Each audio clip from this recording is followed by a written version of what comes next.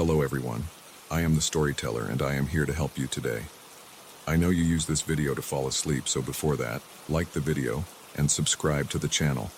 Also, where are you from and what time are you watching? Now get comfortable and relax. The first time I heard it, I convinced myself it was the pipes. Old houses make noise. Everyone knows that.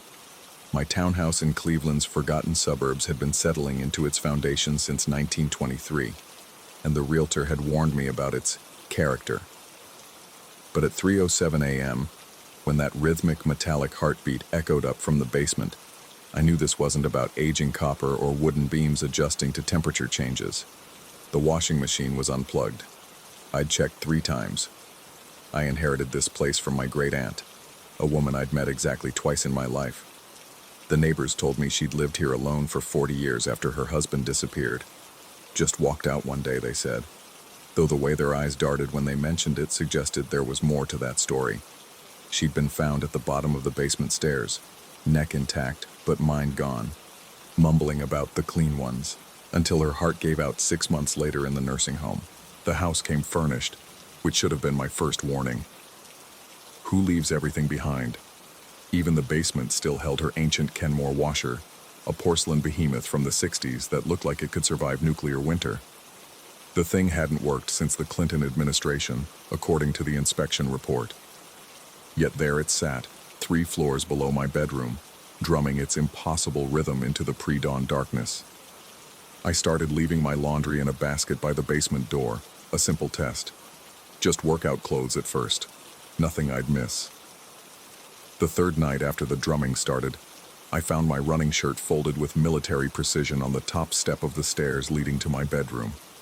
It was soaking wet, but not with the musty water you'd expect from old pipes. This water was pristine, almost distilled, carrying the faint scent of lavender detergent I'd never bought.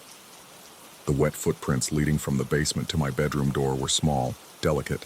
They dried by morning, leaving only the faintest mineral outline on the hardwood, like the ghost of an echo. I should have left then. Any rational person would have packed up and found a hotel, called a priest, an exorcist, someone. But rationality becomes negotiable when you're operating on 3 hours of sleep and your mortgage payment is due. Besides, I told myself, whatever this was seemed helpful. Eccentric, sure, but helpful. My clothes were getting cleaned. The pattern established itself over the next weeks. Every night at 3:07, the washing machine would begin its phantom cycle. I'd time it. Exactly 43 minutes of that rhythmic beating, like a massive heart pumping water through non-existent veins. Sometimes I'd creep to the basement door and listen. Beneath the mechanical rhythm, I swear I could hear humming. A tuneless, wandering melody that seemed to come from inside the walls themselves. I installed cameras. They showed nothing but darkness and occasional orbs that the paranormal investigation forums assured me were just dust particles. The audio recordings captured only white noise, though when I played them back at quarter speed, patterns emerged in the static that almost sounded like breathing. My ex-girlfriend thought I was having a breakdown when I called her at 4 a.m., babbling about sentient laundry services. She reminded me about my family history, my father's paranoid episodes, my grandmother's insistence that her mirrors were watching her. Mental illness runs in bloodlines like water through pipes, she said. Maybe I should talk to someone. But the clothes were real. The water was real. The footprints that appeared night after night, tracking their way up through my house like something climbing out of a well, those were real too. I started experimenting. Left a red sock with my whites to see if whatever was washing them understood color separation. The sock came back pink, the whites ruined, and that night the drumming sounded angry, offbeat, like the machine was having a tantrum. I found the clothes not folded but twisted into knots, still dripping that too clean water, arranged on my bedroom floor in what looked almost like letters. WRONG. That's when I should have stopped playing games with it. The next night, I left a pair of jeans with a $20 bill forgotten in the pocket. The money came back washed clean, serial numbers faded but still legal tender, along with something else. A photograph printed on old stock, the kind they used in the 80s. It showed someone sleeping in a bed. The image was grainy, taken in low light, but the angle was familiar. Too familiar. It was taken from my bedroom doorway. The sleeper in the photo was me. Last night. I stopped leaving laundry out after that, but it didn't matter. The washing continued at 3:07. The footprints still appeared, and now clothes I hadn't even worn were showing up cleaned and folded. Clothes I didn't remember owning. A woman's cardigan, vintage, smelling of that same lavender. A child's dress that would have fit a 10-year-old. A man's work shirt with stains that looked like rust but smelled like copper. I researched the house's history at the library, digging through old newspaper archives on microfilm until my eyes burned. In 1961, there had been an incident. A family of 3, mother, father, daughter, had lived here before my great-aunt bought the place. The papers were vague about what happened, but terms like domestic disturbance and welfare check appeared frequently. The family vanished one night, leaving everything behind, including a load of laundry running in the basement. The machine ran for 3 days before neighbors called the police. They found water everywhere, clean water, flooding up from the basement, impossibly pure despite the ancient pipes. No bodies, no signs of struggle, just water and clothes scattered throughout the house like someone had been sorting them. The only thing out of place was the washing machine's timer, which had been pried open and rewired to run indefinitely. The previous owners were never found. I started noticing things about my great-aunt's belongings that I'd overlooked before. Photos tucked behind furniture showing people I didn't recognize, all wearing clothes that looked freshly pressed despite the pictures being decades old. A journal, water-damaged but legible, filled with entries about the washing hour and keeping them clean. Always clean. They need to be clean to cross over. The final entry, dated 3 days before her fall, read simply, "They're getting impatient. The water isn't enough anymore. They want to come up. They want to be worn again." Last night, I didn't go to bed. I sat in the kitchen with every light on, watching the clock approach 3:07. When the drumming started, it was different. Louder. Multiple rhythms, like several machines running at once, though I knew there was only one in the basement. The footprints, when they appeared, weren't alone. 3 sets now, adult male, adult female, child-sized, all tracking that perfect water through my house.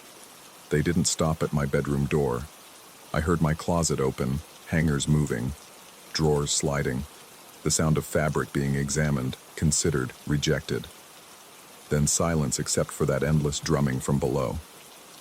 When I finally worked up the courage to check, my clothes had been reorganized. Everything sorted by color, by fabric type, by size, and hanging in the center, 3 outfits I'd never seen before. Vintage clothes, decades old but pristine, still damp with that impossible water. A man's work uniform, a woman's house dress, a child's school outfit, all in my size, as if they'd been tailored, as if they were waiting. This morning I found another photo tucked into my pillowcase. Not of me sleeping this time, but of me awake, sitting at this very desk, writing these words. The angle is impossible. It's taken from behind me. But there's no wall there, just empty space where the camera would have to be floating. In the background of the photo, barely visible in the darkness behind me, 3 figures stand perfectly still. They're wearing the clothes from my closet, the vintage outfits that appeared last night. But the faces above the collar, where their heads should be, are just smooth, featureless surfaces of that too clean water, constantly flowing, constantly washing, like they're trying to clean away something that won't come out. The washing machine is running now, even though it's 2 p.m. and sunny outside. It's never run during the day before. The rhythm is faster, urgent, almost desperate. The water is seeping under my door, perfectly clear but wrong somehow, like it's too pure for this world. I can hear them on the stairs, not footprints anymore, but the sound of wet fabric dragging across wood. They're coming up. They're bringing something with them. More clothes maybe, or maybe they're finally done washing, and now they need something new to clean. The doorknob is turning. It's wet. Everything is wet but clean, so clean it hurts to look at. They want me to understand something about purity, about cycles, about things that can never quite get clean enough no matter how many times you wash them. I should run. I should leave everything and run.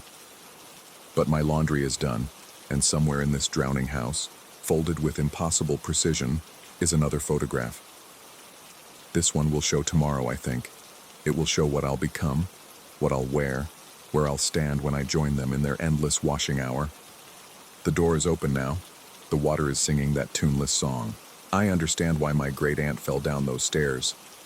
She wasn't running from something coming up. She was trying to join something going down. The washing machine has stopped. For the first time in weeks, the house is silent, except for the sound of water dripping from my clothes.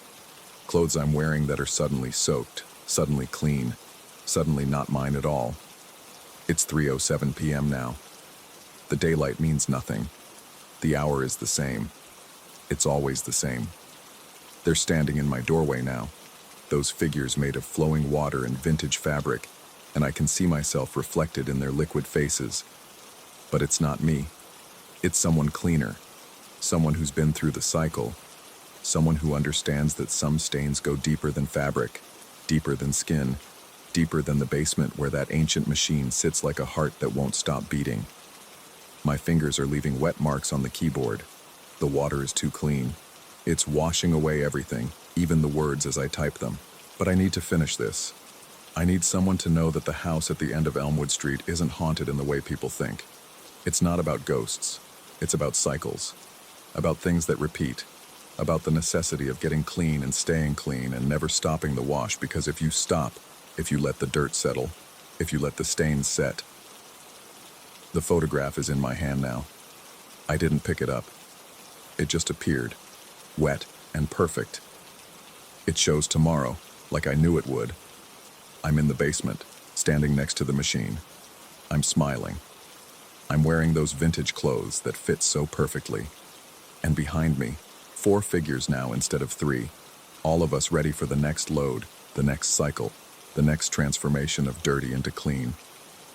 The water is at my ankles now, rising from nowhere, clean and wrong. The washing machine is calling from 3 floors down, its metal heart beating out a rhythm that matches my own. I could leave. The door is right there. My car keys are in my pocket, somehow still dry. But the photograph shows tomorrow, and in it, I look so clean, so perfectly, impossibly clean. The water is warm. It smells like lavender, like home, like the inevitable. The figures are reaching out with hands that pour like waterfalls, and I can feel myself dissolving, not dying but changing states, becoming something that can be washed and worn and washed again. My great-aunt was wrong in her journal. They don't want to be worn again. They want us to wear ourselves differently, to become the clothes and the water and the washing all at once, to understand that cleanliness isn't next to godliness. It's something else entirely, something that lives in the gap between 307 and 308, in the space where the washer drum spins, in the place where dirt goes when it's washed away. I'm typing, but my fingers are water now, and the keys are cloth, and everything is cycling, spinning, cleaning itself in an endless loop that started long before the first family disappeared, and will continue long after the last one joins us in the washing hour. The house isn't haunted. It's a washing machine, and I'm the next load. The water is singing. The drum is beating. The cycle continues. Always at 3:07, always cleaning, always. Story 2. The fluorescent lights in the lobby flicker every 17 minutes. I've counted. It's the kind of detail you notice when you work the graveyard shift at the Sea Spray Motel, 3 blocks off the Atlantic City boardwalk, where the neon dies and the shadows grow thick as tar. Tonight, the storm had passed 2 hours ago, leaving the October air heavy with salt and something else, something that made my skin prickle beneath my polyester uniform. The parking lot gleamed like black glass, reflecting the motel's stuttering sign. Room 237 had called about a broken air conditioner 20 minutes ago, but when I knocked, no one answered. The system showed it vacant. I returned to my post behind the front desk, straightening the guest registry that didn't need straightening, checking the clock that moved too slowly. 3:47 a.m., the dead hour, when Atlantic City holds its breath between the last drunk stumbling home and the first jogger hitting the boardwalk. That's when I heard them, wet footsteps in the second-floor corridor. The security monitor showed the hallway clear, just burgundy carpet stretching beneath harsh overhead lights. But the sound continued. Squelch, squelch, squelch. Deliberate, measured, like someone walking in soaked shoes. I grabbed my master keycard and flashlight, though the lights worked fine. Old habit from 3 years of this job. The elevator groaned its way up, and I stepped into the corridor. The footprints were there. Dark, wet impressions leading from the stairwell door, each one perfectly formed as if pressed into fresh snow. But this was October, and it hadn't snowed. The storm had brought only rain. I followed them, my breath misting in air that had turned suddenly cold. The heating system hummed normally, but I could see my exhalations. The footprints led past room 201, 203, 205, all vacant according to my computer. They stopped at 211. The Do Not Disturb sign hung on the doorknob, yellowed and crinkled like old skin. I reached for it, and my hand froze.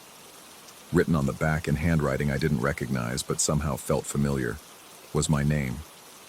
Not printed, handwritten. Fresh ink that smeared when my thumb brushed it. I knocked. Silence. I slid my keycard. The lock clicked red. According to my system, this room didn't exist. The floor plan jumped from 209 to 213, but here it stood, solid as my racing heartbeat. Back at the desk, I pulled up the security footage. There I was, standing in an empty hallway, knocking on blank wall between 209 and 213. But when I looked down the corridor with my own eyes, 211 was there, its numbers tarnished brass that caught the light wrong. The wet footsteps started again, this time on the stairs. I watched the monitor as nothing descended, but I heard it, the rhythmic squelching growing closer. The lobby temperature dropped 10 degrees in seconds. My breath came in short puffs that hung in the air like accusations. The automatic doors whispered open. No one entered, but wet footprints appeared on the linoleum, one by one, approaching the desk. They stopped directly in front of me. The guest registry flipped open on its own, pages ruffling to today's date. A pen rose from the holder, hovering over the page. I watched, paralyzed, as invisible fingers signed a name I couldn't read, the letters shifting and swimming whenever I tried to focus on them. The pen clattered to the desk. The footprints resumed, heading back toward the elevator. I heard the ding, saw the lights indicate it climbing to the second floor.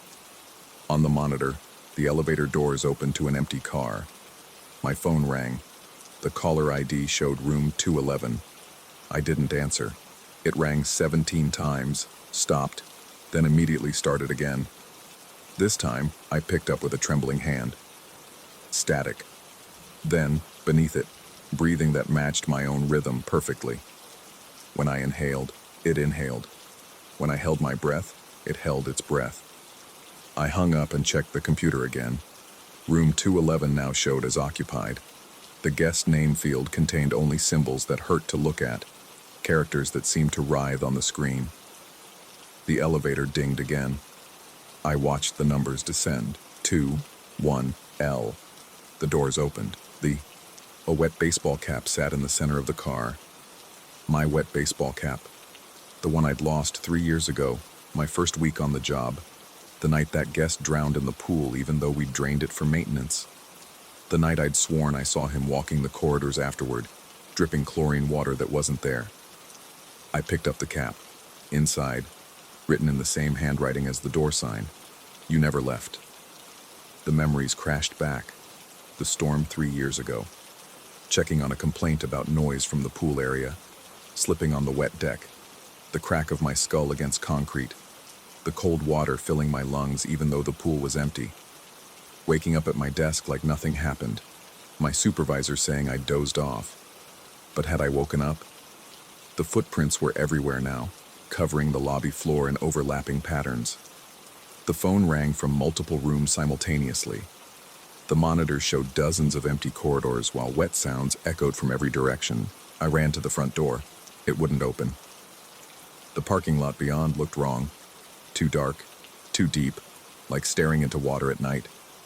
My reflection in the glass showed me in my uniform, but behind my reflection stood another me, soaking wet, eyes clouded like a drowned man's. The elevator dinged. When the doors opened, water poured out, impossible gallons of it, flooding the lobby ankle-deep in seconds. But when I looked down, my feet were dry. The monitors showed no water. The sensation remained, cold, bitter, chemical-tasting pool water that wasn't there. I stumbled back to the desk, grabbed the employee log from 3 years ago, October 15th. My name was there, clock-in time, 11 p.m. No clock-out time. The next entry, October 16th.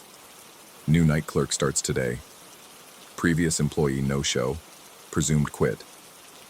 But I'd been here every night since, hadn't I? My apartment, my car, my life outside these walls. When I tried to picture them, they dissolved like smoke. Every memory led back here, to this desk, to these corridors, to the endless loop of 3:47 a.m. when the footsteps always started. The phone rang again. This time the caller ID showed my own cell number. I answered. My mother's voice, but distant, like hearing through water. It's been 3 years. The police said you drowned, but they never found. We kept hoping. Please, if you can hear this, give us a sign. The line went dead. The lobby lights flickered. 17 seconds this time, not minutes. When they steadied, every surface was covered in those wet footprints. They led to the basement door, which stood open though I knew I'd locked it. Down the stairs, following my own wet trail from 3 years ago. The maintenance room, the pool pump controls, the pressure gauge showing impossible readings for an empty pool, the drainage log from that night, my signature half finished, the pen fallen where I'd dropped it when I heard the noise. The wall had a door that shouldn't exist, room 211, at basement level. The Do Not Disturb sign hung there, my name now written hundreds of times on both sides, overlapping into an illegible mass of ink. I opened it. Inside was the front desk. I stood behind it, watching myself enter from the basement door that opened where the supply closet should be. The other me looked confused, terrified, exactly as I felt. We stared at each other across the impossible space. The monitors showed the truth. Endless iterations of the same night, the same corridor, the same me following wet footprints to doors that did and didn't exist. Each screen showed a different loop, a different moment of realization, a different me discovering what I'd already discovered countless times. The phone rang. All the phones rang. The caller ID on each showed room 211. I answered them all, heard my own voice from 3 years ago, from 3 minutes ago, from 3 seconds into the future. Hello, Sea Spray Motel. How may I help you? Oh, how may... The wet footsteps started again. They always started at 3:47 a.m. I looked at the clock. It read 3:47 a.m. It had read 3:47 a.m. for 3 years. I walked to the second floor, following footprints I'd already made, was making. Room 211 waited, patient as water, patient as time. The door sign had my name. It always had my name. I hung it there myself, 3 years ago, tonight, every night. The room was occupied. It had been occupied for 3 years. The guest who checked in never checked out, never could check out, because the room didn't exist except for those who'd already drowned in empty pools, who'd already died in accidents that weren't quite accidents, who'd already discovered that some night shifts never end. I sat at the desk, my desk, the only real thing in this place that wasn't quite a place. The phone rang. I knew who it was before I answered. It was me, calling from upstairs, from 3 years ago, from tomorrow night when I'd forget again and rediscover what I always knew. The voice on the line was mine, is mine, will always be mine. There's someone in the corridor. Wet footsteps, but the cameras show it empty. I gave myself the same response I'd already received, would receive, was receiving. I'll check it out, because that's what I do. That's what I've always done. Every night at 3:47 a.m., when the footsteps start, when the wet trails appear, when room 211 manifests between the walls like a tumor of impossible space. The morning shift arrives at 6 a.m. They walk through me like I'm not there, because I'm not. The day clerk sits at my desk, answers my phone, never notices the wet footprints that fade with the dawn, only to return with the dark. They never see room 211, never hear the endless ringing from phones that don't exist. But every night, I'm here. Every night, the storm has just passed. Every night, the footsteps start at 3:47 a.m. The fluorescent lights flicker every 17 minutes. I've counted. It's the kind of detail you notice when you work the graveyard shift at the Sea Spray Motel, 3 blocks off the Atlantic City boardwalk where the neon dies and the shadows grow thick as tar. Tonight, the storm passed 2 hours ago. Someone's walking the second-floor corridor. The cameras show it empty, but I can hear the wet footsteps. I should check it out. I always do. Story 3. The studio smelled wrong from the beginning. Not rotten or chemical, but displaced, like air that belonged somewhere else entirely. I noticed it the moment the landlord handed me the keys, his fingers trembling slightly as they brushed mine. He'd mumbled something about the previous tenant leaving suddenly, then hurried down the stairs before I could ask questions. I should have paid attention to that tremor in his hands, that careful avoidance of eye contact. But Portland rentals under $1,200 a month don't come often, especially not ground floor units with original hardwood and southern exposure.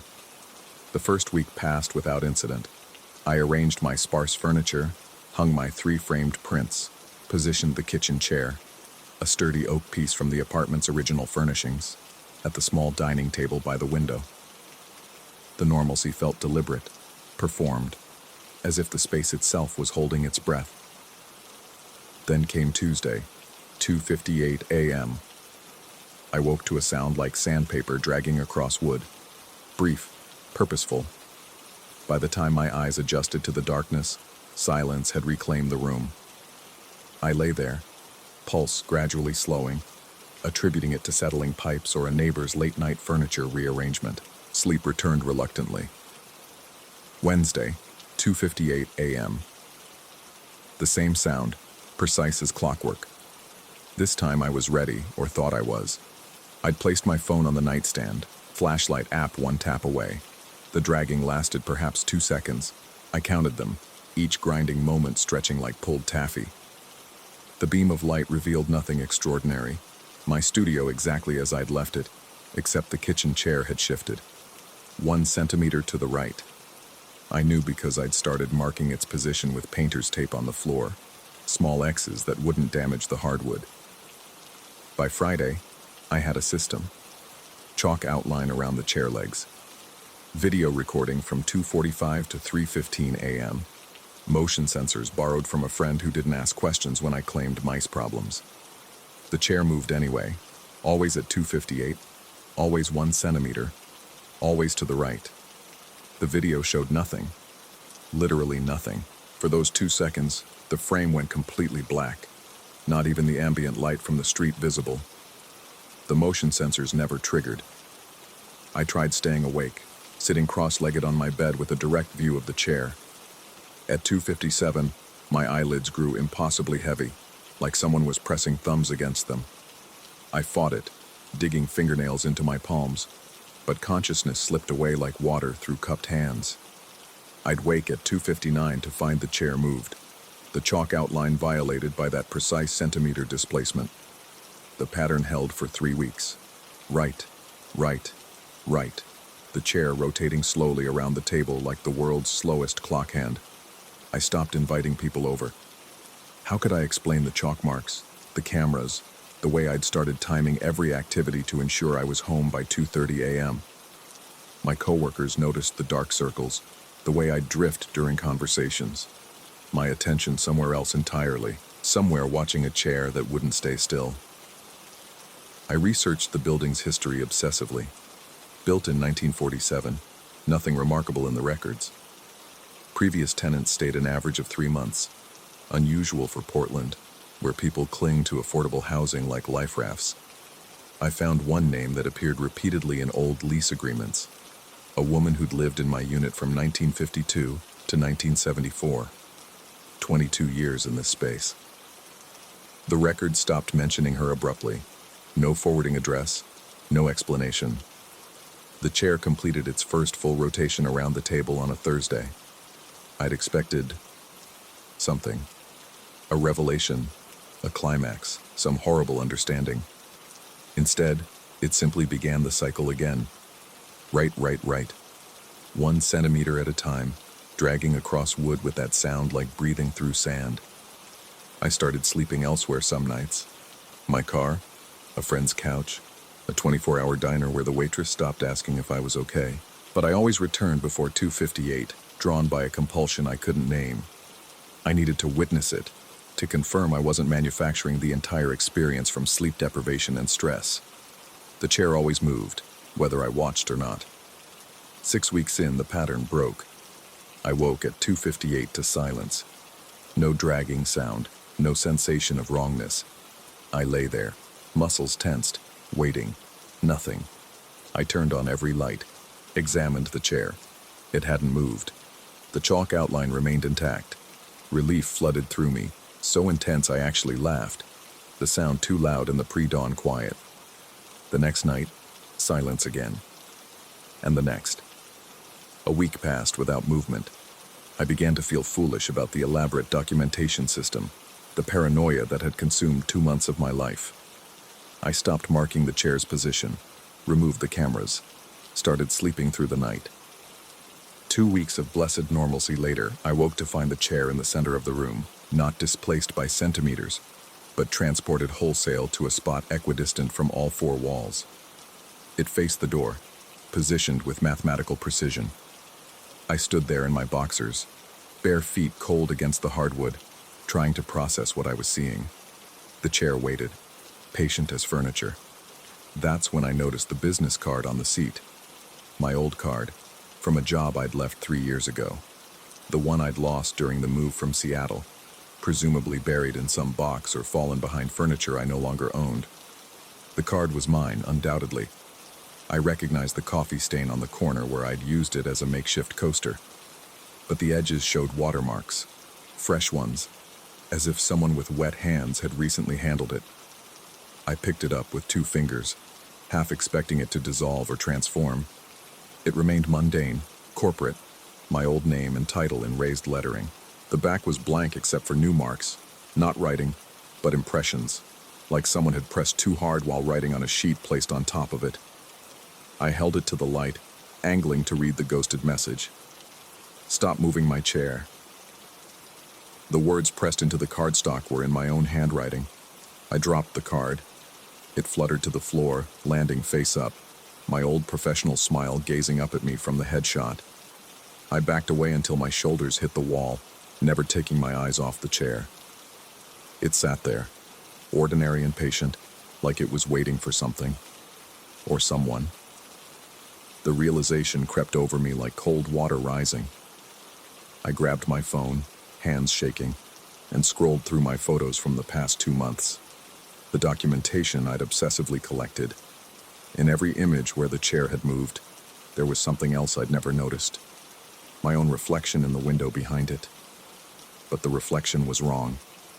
In each photo, my reflected self was already asleep in bed, clearly visible in the background. Yet I'd taken these photos while standing, while awake, while watching.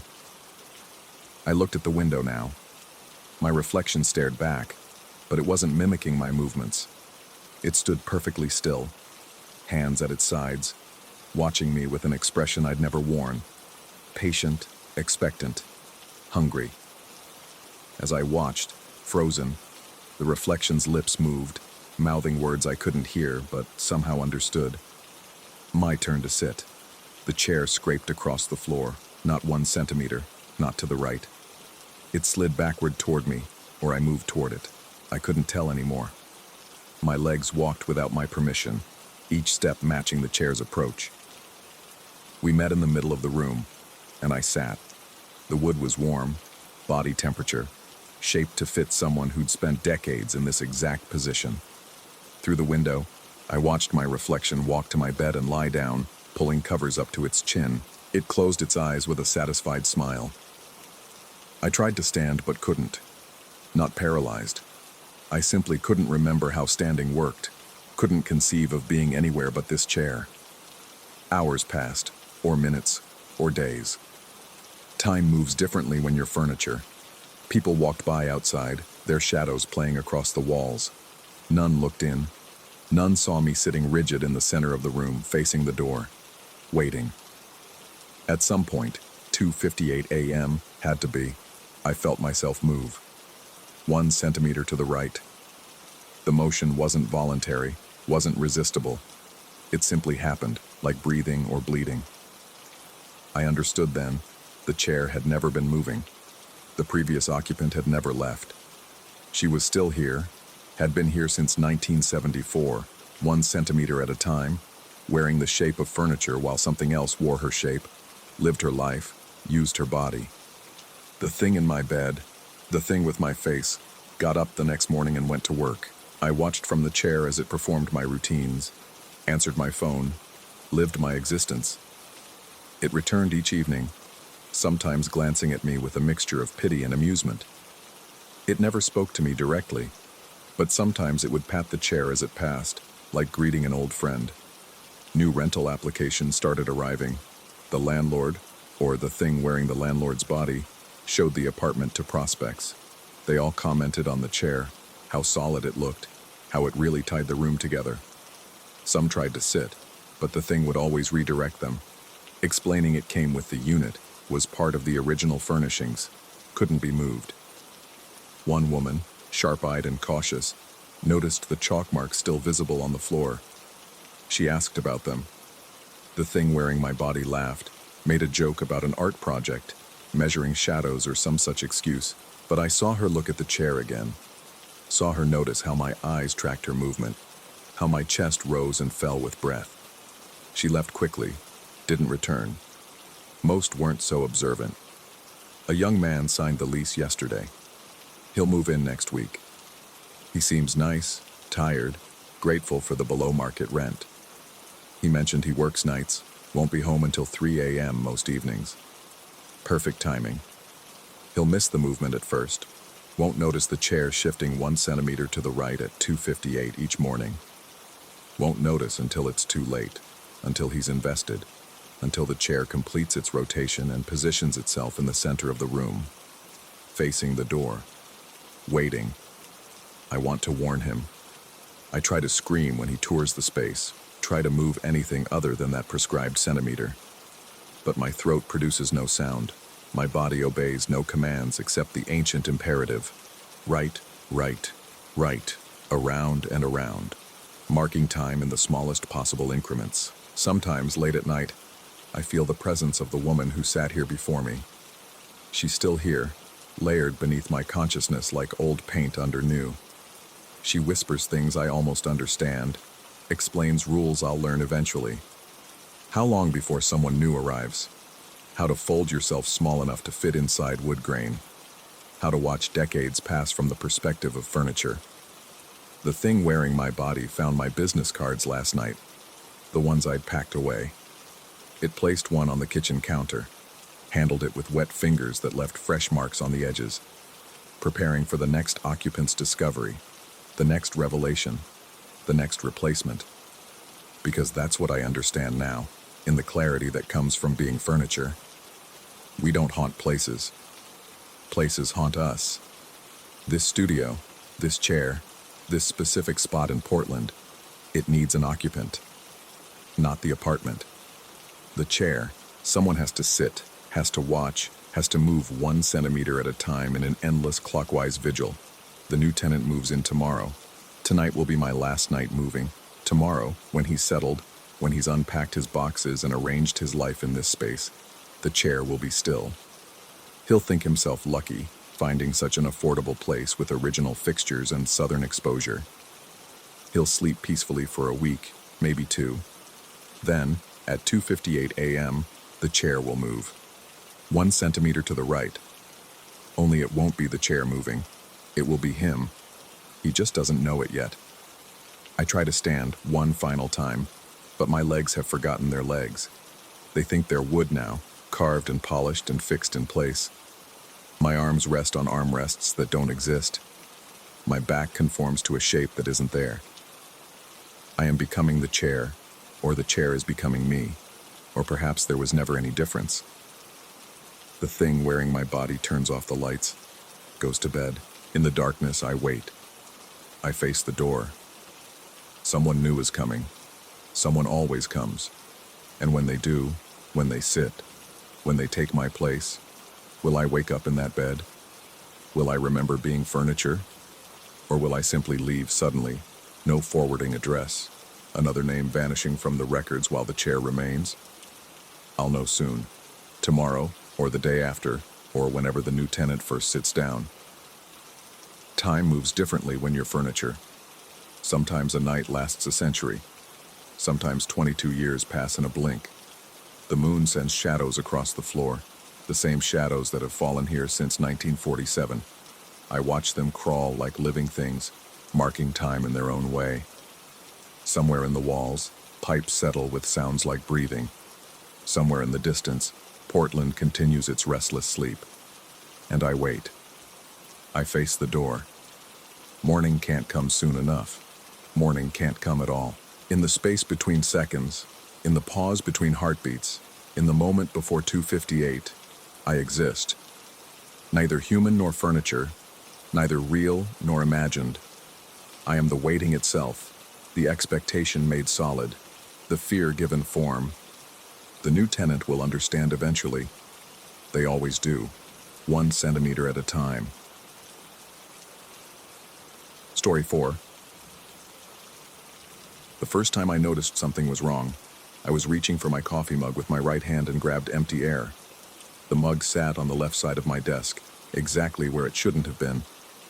I stared at it for a full minute, trying to reconstruct my morning routine, certain I'd placed it on the right as I always did.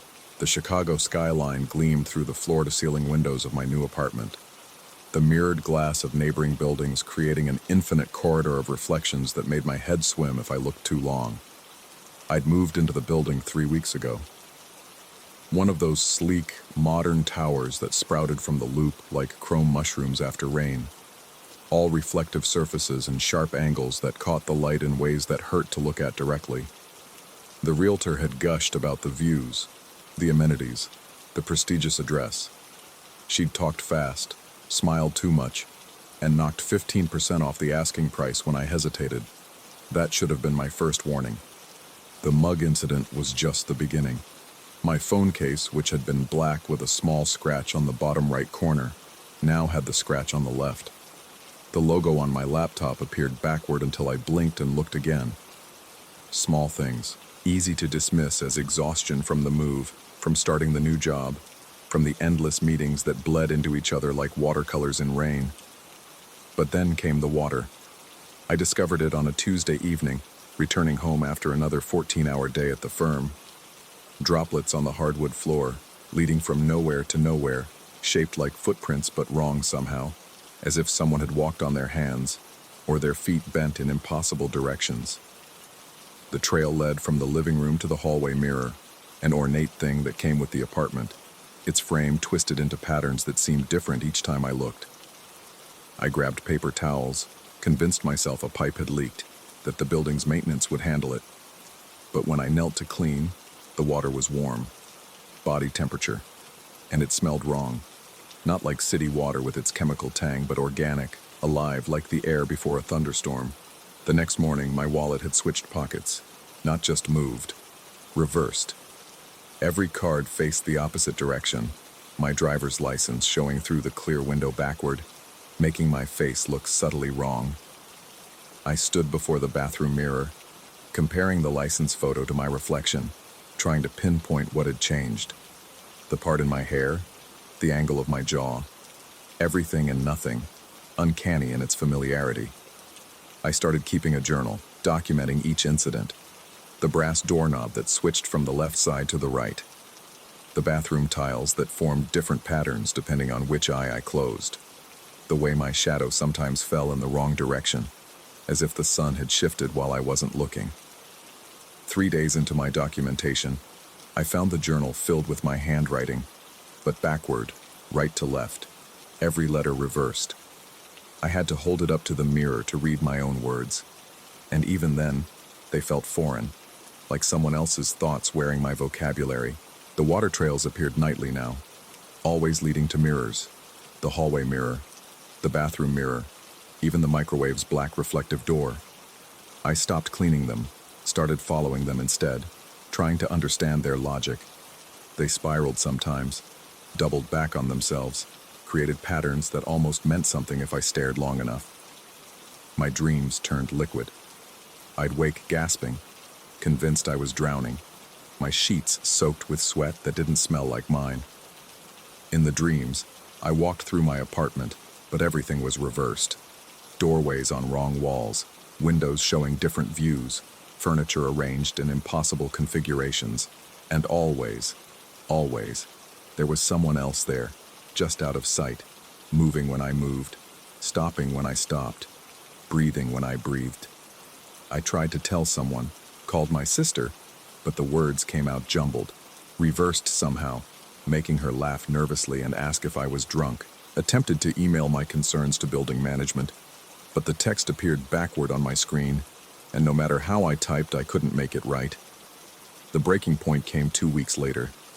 I'd adapted somehow, learned to check both sides for my belongings, to not trust my first glance, to live in a world where left and right had lost meaning.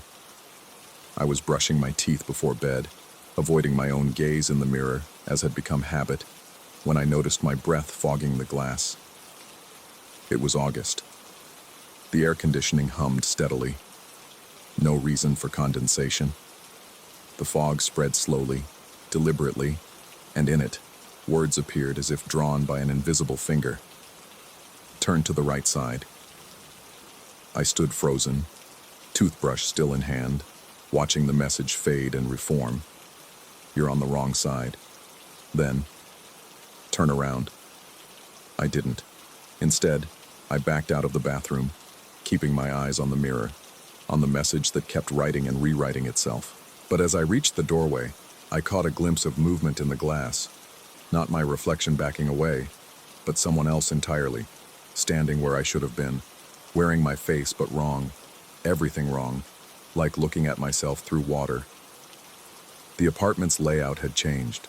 The hallway stretched longer than it should, doors appearing where walls had been. My living room opened onto another living room, identical but reversed, and beyond that another and another, an infinite regression of spaces that were mine but weren't. The water trails were everywhere now, not just on the floor but running up walls, across ceilings, defying gravity and logic.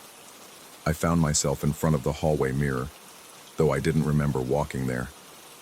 The ornate frame twisted and writhed like something alive, and in the glass, not my reflection. Me, but not me. Standing on the other side, dry while water streamed down my face. Still while I trembled, smiling while I fought not to scream. It raised its hand, my hand, and pressed it against the glass from the inside. The mirror didn't feel solid anymore, more like vertical water, surface tension the only thing keeping us apart. You moved in 3 weeks ago, it said, though its mouth, my mouth, didn't move. The voice came from everywhere, from the water, from the walls, from inside my own skull. I've been here much longer. The water trails made sense now, footprints from the mirror to my world, tracking wet across the boundary. How many times had it walked through my apartment while I slept? How many of my things had it touched, reversed, made wrong? The building, it continued, and now its mouth did move, but out of sync with the words, like a badly dubbed film. All that glass, all those reflections. Do you know how thin the boundary gets when every surface is a mirror? How easy it becomes to slip through? I wanted to run, but where? Every reflective surface was a door, every window a potential breach. The city itself was made of glass, a labyrinth of passages between worlds. We can share, it said, pressing harder against the mirror. the surface bowing outward. Take turns. You there, me here.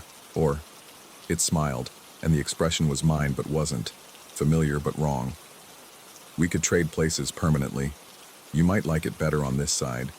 Everything makes sense here.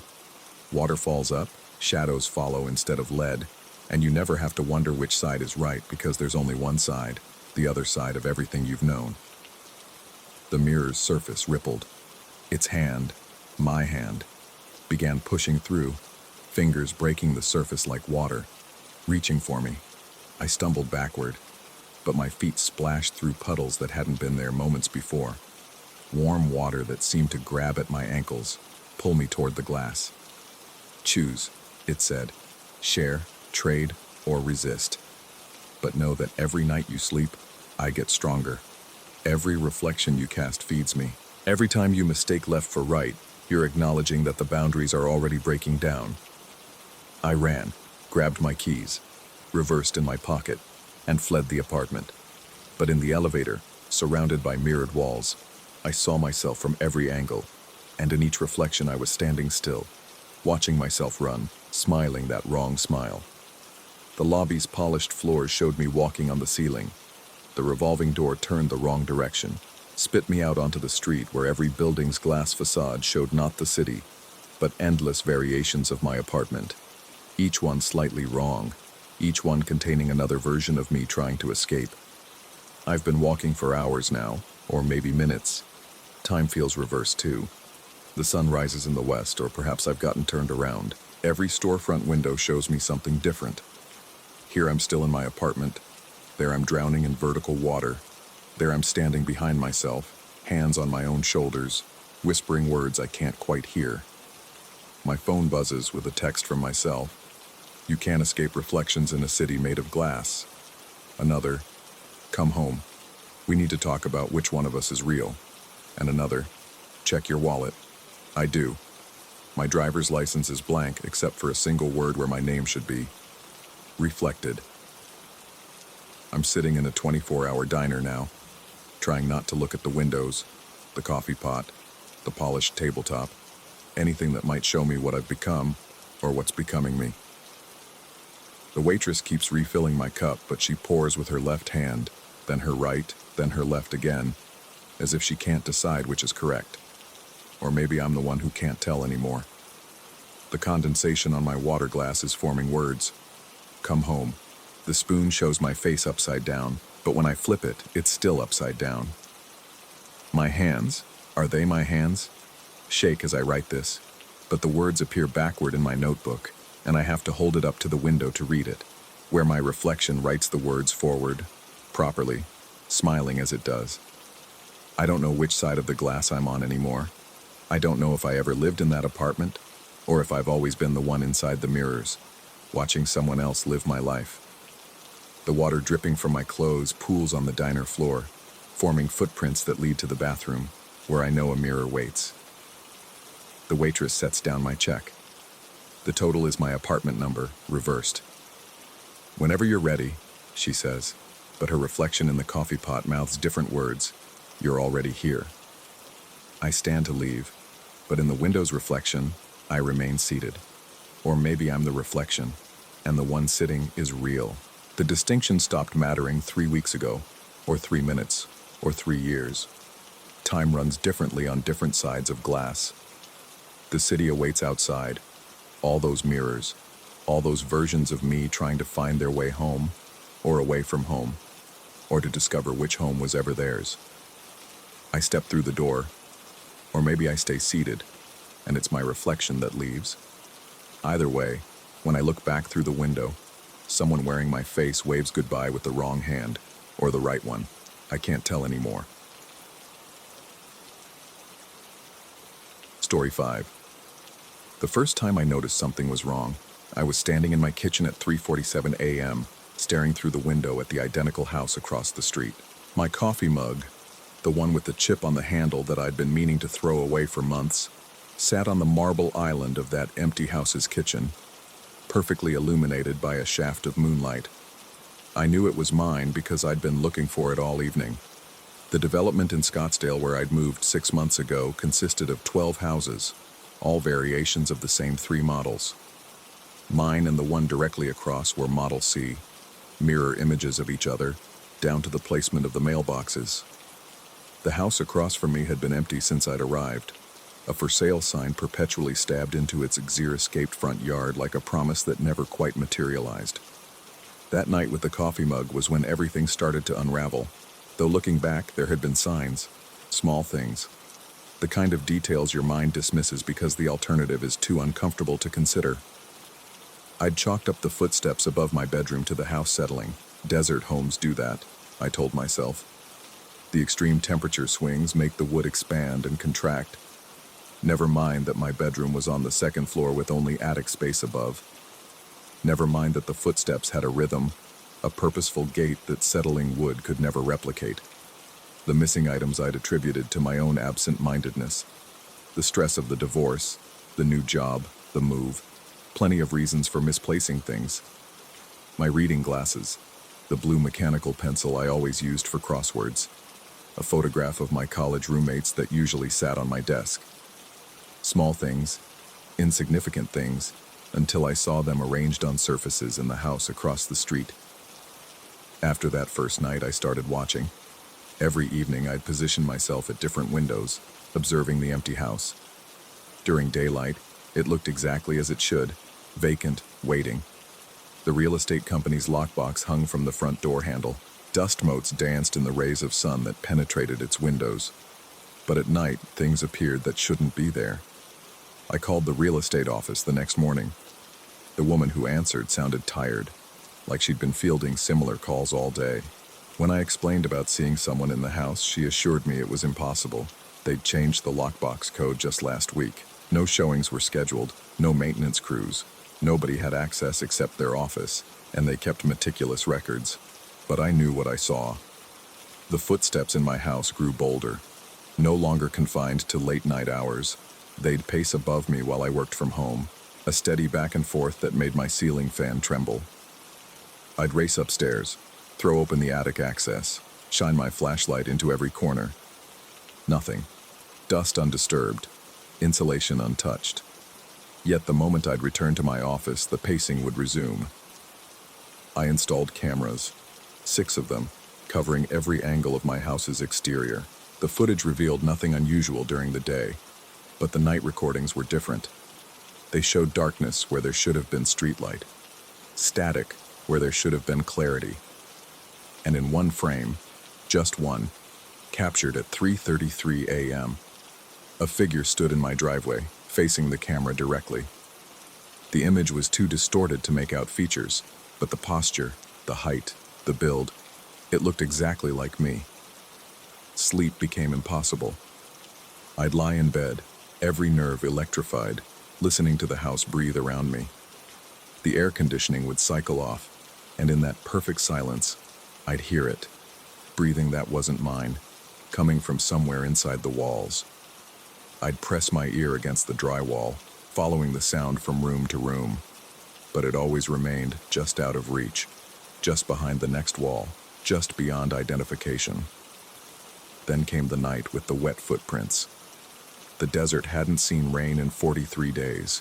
The irrigation system in the development ran on Tuesdays and Fridays, and this was a Wednesday. Yet there they were, wet footprints, still glistening under the streetlight, leading from my garage straight across the bone-dry asphalt to the garage of the empty house. The puddles were perfect, as if someone had just walked through water moments before. I touched one with my finger, cold, real, wet. When I looked up, a light was on in the empty house's second-floor bedroom, my bedroom's mirror position. I grabbed my phone to call the police, but stopped. What would I say? That wet footprints appeared on dry pavement? That my belongings were teleporting to an empty house? They'd think I was having a breakdown. Maybe I was. The next morning, I did something I hadn't done since moving in. I walked across the street and tried the front door of the empty house. The lockbox was gone. In its place, the door stood slightly ajar, as if inviting me in. The hinges made no sound as I pushed it open. The interior was my house in reverse. Every room a mirror image, but wrong in subtle ways. The walls were the same color but seemed to absorb light rather than reflect it. The air felt thicker, like breathing through fabric. And the silence. God, the silence was oppressive. The kind that makes your ears ring with the effort of hearing nothing. My coffee mug sat on the kitchen island, exactly where I'd seen it. Next to it, my reading glasses, the mechanical pencil, the photograph. All my missing things, arranged like an offering or a warning. I reached for the mug, and as my fingers closed around the handle, I heard footsteps upstairs. Not the casual pacing I'd grown accustomed to in my own home. These were deliberate, heading for the stairs. Each footfall sent vibrations through the house's bones. I wanted to run, but my legs wouldn't respond. The footsteps reached the top of the stairs, started down. I forced myself to move, grabbing my things and stumbling toward the door. Behind me, the footsteps quickened. I didn't look back. Couldn't look back. I burst through the front door and into the blazing Arizona sun, gasping like I'd been underwater. When I turned around, the house was as it had always appeared. Empty, locked, the for sale sign still planted in the yard. The lockbox was back on the door. No sign I'd ever been inside. But I had my mug, my glasses, the photograph. Proof that I hadn't imagined it all. That night, I couldn't bring myself to stay in the house. I packed a bag and checked into a motel 20 miles away. I thought distance would bring clarity, would help me process what was happening. Instead, it brought a different kind of terror. Because when I looked out the motel window at 3 a.m., I saw my house across the parking lot. Not a similar house, my exact house, down to the crack in the driveway and the mesquite tree I'd planted last month. It sat where a vacant lot had been hours before, impossible and undeniable. I closed the curtains, pressed my palms against my eyes until I saw stars. When I looked again, it was just a vacant lot. But I knew it would be back. It would always be back.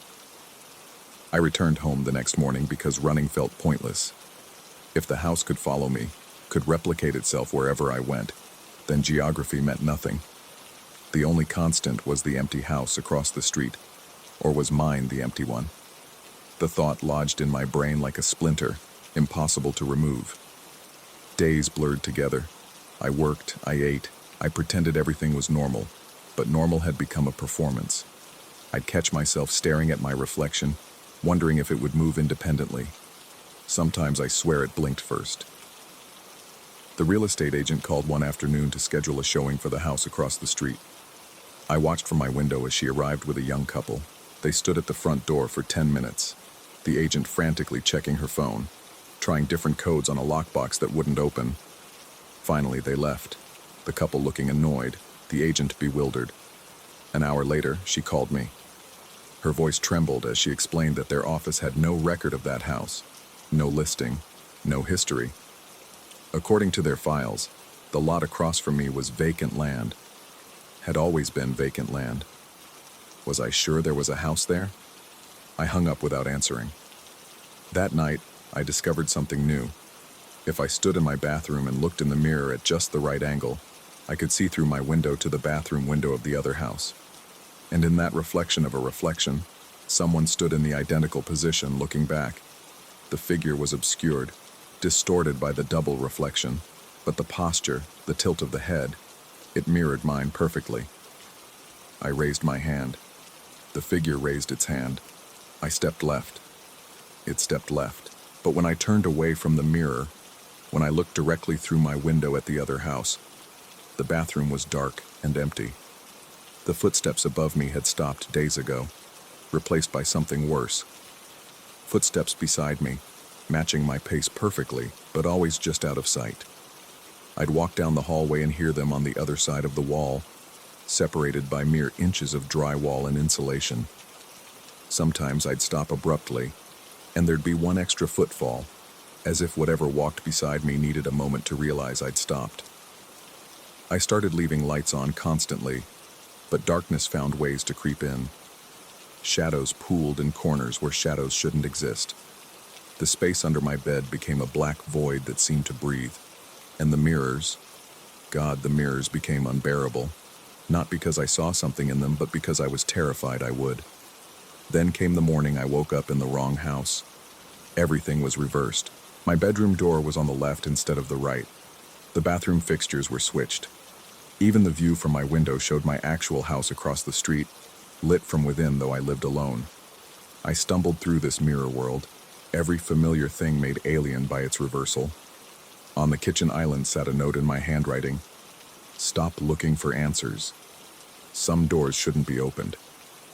I didn't remember writing it. I found my way back, or thought I did. The front door led me to the correct side of the street. But how could I be sure? How could I know which house was mine anymore, when they switched, merged, existed simultaneously in states that defied logic? The wet footprints appear nightly now. They cross from one garage to the other, but I can no longer tell which direction they're going. Sometimes I follow them and end up at my own door. Sometimes they lead to the other house, which stands open and waiting. Sometimes they lead nowhere at all, ending in the middle of the street as if whatever made them simply cease to exist.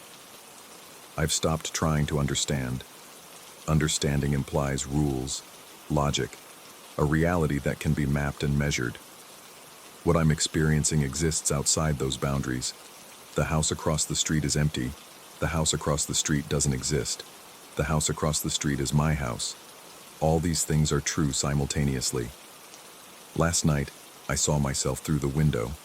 Not a reflection or a distortion, but actually myself, standing in the other house's kitchen, looking back at me with eyes that held a terror matching my own. We stood there, two versions of the same person, separated by 50 feet of asphalt and something far more unbridgeable. He raised his hand to the window. I raised mine. But when he pressed his palm against the glass, I felt the cold surface against my own hand. Though I stood 20 feet from my nearest window, the boundaries are dissolving. I find myself in rooms I didn't enter. I'll walk upstairs and end up in the basement. Doors lead to rooms that shouldn't exist in the floor plan. And always, the sound of footsteps somewhere else in the house, pacing, waiting. This morning, the for sale sign was in my yard. The real estate agent claims she's never heard of me.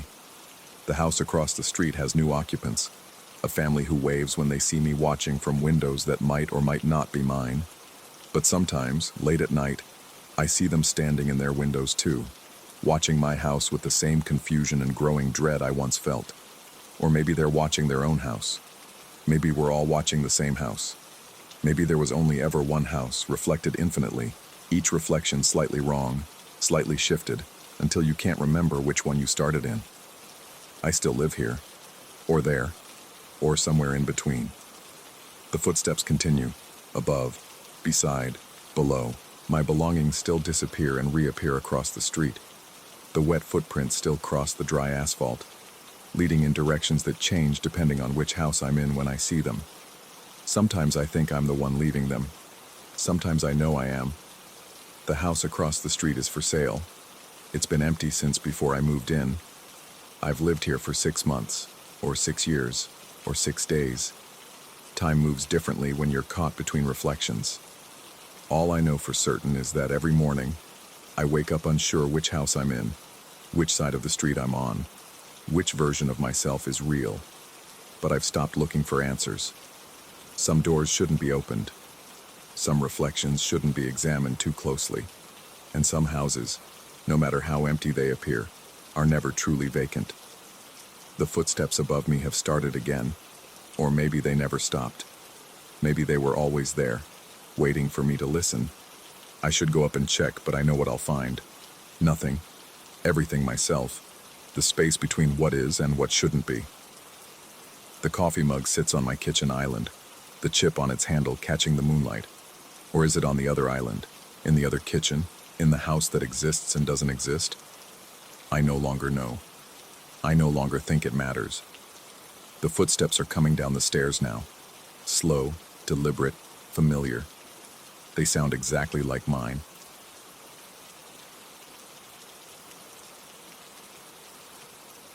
Story 6. The first time I heard the dragging sounds from the attic, I was lying in bed at 3:17 a.m., staring at the water stain on my ceiling that looked like a hand reaching down. The noise started as a whisper of movement, cardboard scraping against wood, deliberate and measured. I told myself it was mice. In old houses like ours in Ann Arbor, rodents were as much a part of the lease as the security deposit. But mice don't drag boxes in straight lines. They don't pause at regular intervals as if catching their breath. I'd moved into the house 3 months earlier, drawn by the cheap rent and the promise of quiet housemates. The Victorian sat on a tree-lined street near campus, its gabled roof and wraparound porch giving it the appearance of respectability that masked the rot beneath. My 3 housemates were graduate students like me, silent ships passing in the night, each locked in their own academic pursuits. We communicated through passive-aggressive sticky notes about dishes and took turns pretending not to hear each other's existence. The attic had been locked since I arrived. Our landlord, a nervous man who always smelled of mothballs and disappointment, insisted it was for storage only. Structural issues, he'd muttered, avoiding eye contact. Best to keep it sealed. The padlock on the attic door at the end of the 3rd-floor hallway was ancient, its metal gone green with oxidation. After that first night of dragging sounds, I started keeping a journal.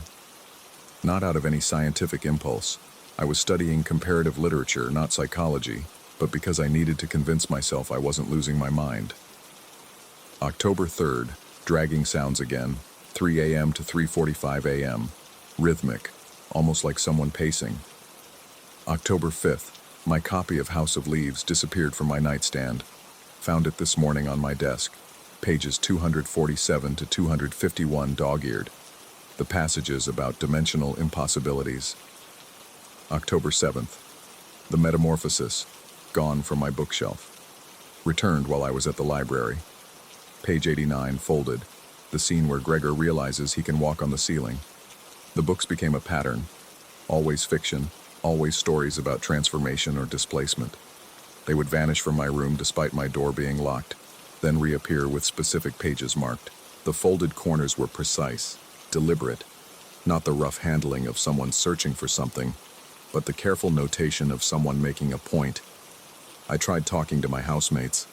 The first one, a chemistry PhD candidate who lived on the 2nd floor, looked at me with the exhaustion of someone who'd given up on sleep years ago.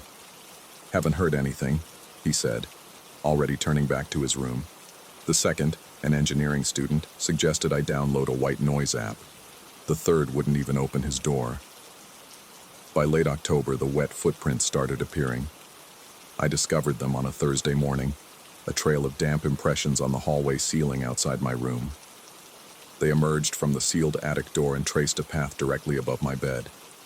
The prints were human. I could make out the arch, the toes, but wrong somehow. Too long, too narrow, as if the feet that made them had been stretched. The water that formed them was dark, staining the aged plaster the color of old tea. When I stood on a chair to examine them closer, the smell hit me. Pond water and decay, the scent of something that had been submerged too long. I called the landlord. He arrived within an hour, which should have been my first warning. He usually took days to respond to maintenance requests. He stood in my doorway, not entering, his hands working the brim of his hat like he was trying to wring something out of it. "Probably a leak," he said, not looking up at the ceiling.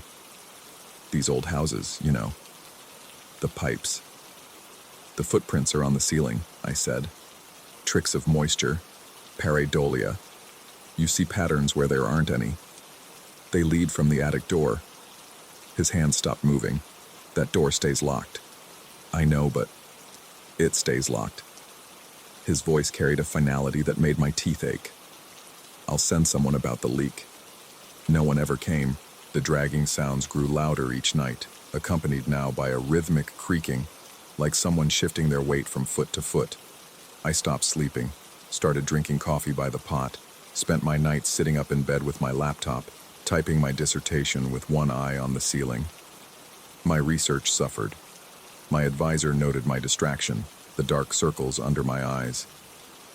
"You look like hell," she said after one particularly disastrous presentation.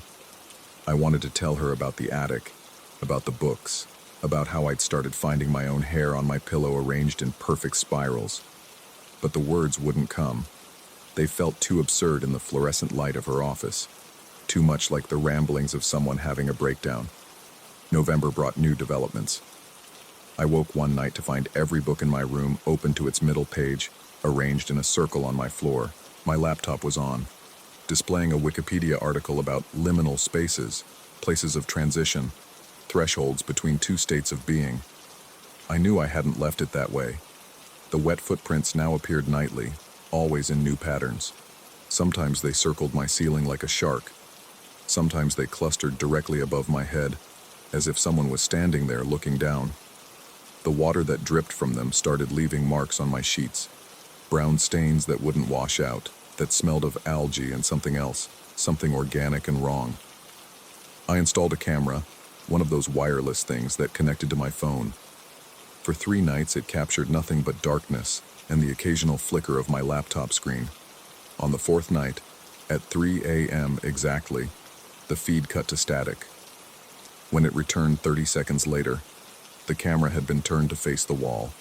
I began to notice things about the house I'd missed before. How the walls in the 3rd floor hallway weren't quite straight. How they seemed to bow outward slightly, as if something was pressing from within. How the locked attic door had scratch marks on the inside of the frame, visible through the gap at the bottom. How my housemates had started avoiding the 3rd floor entirely, taking the back stairs even when it meant going outside in the rain. One night in mid-November, I couldn't stand it anymore. I brought a crowbar home from the hardware store, waited until my housemates were asleep, and approached the attic door. The padlock was cold to the touch, colder than it should have been. As I positioned the crowbar, I heard something from the other side, breathing, slow and deliberate. I stopped. The breathing stopped. I took a step back. From behind the door came the unmistakable sound of footsteps, matching my retreat step for step. I didn't try again. The books continued their migration. Now they weren't just mine. Volumes I'd never seen before appeared on my shelves. Old books, their pages yellowed and brittle, all of them containing stories about transformation.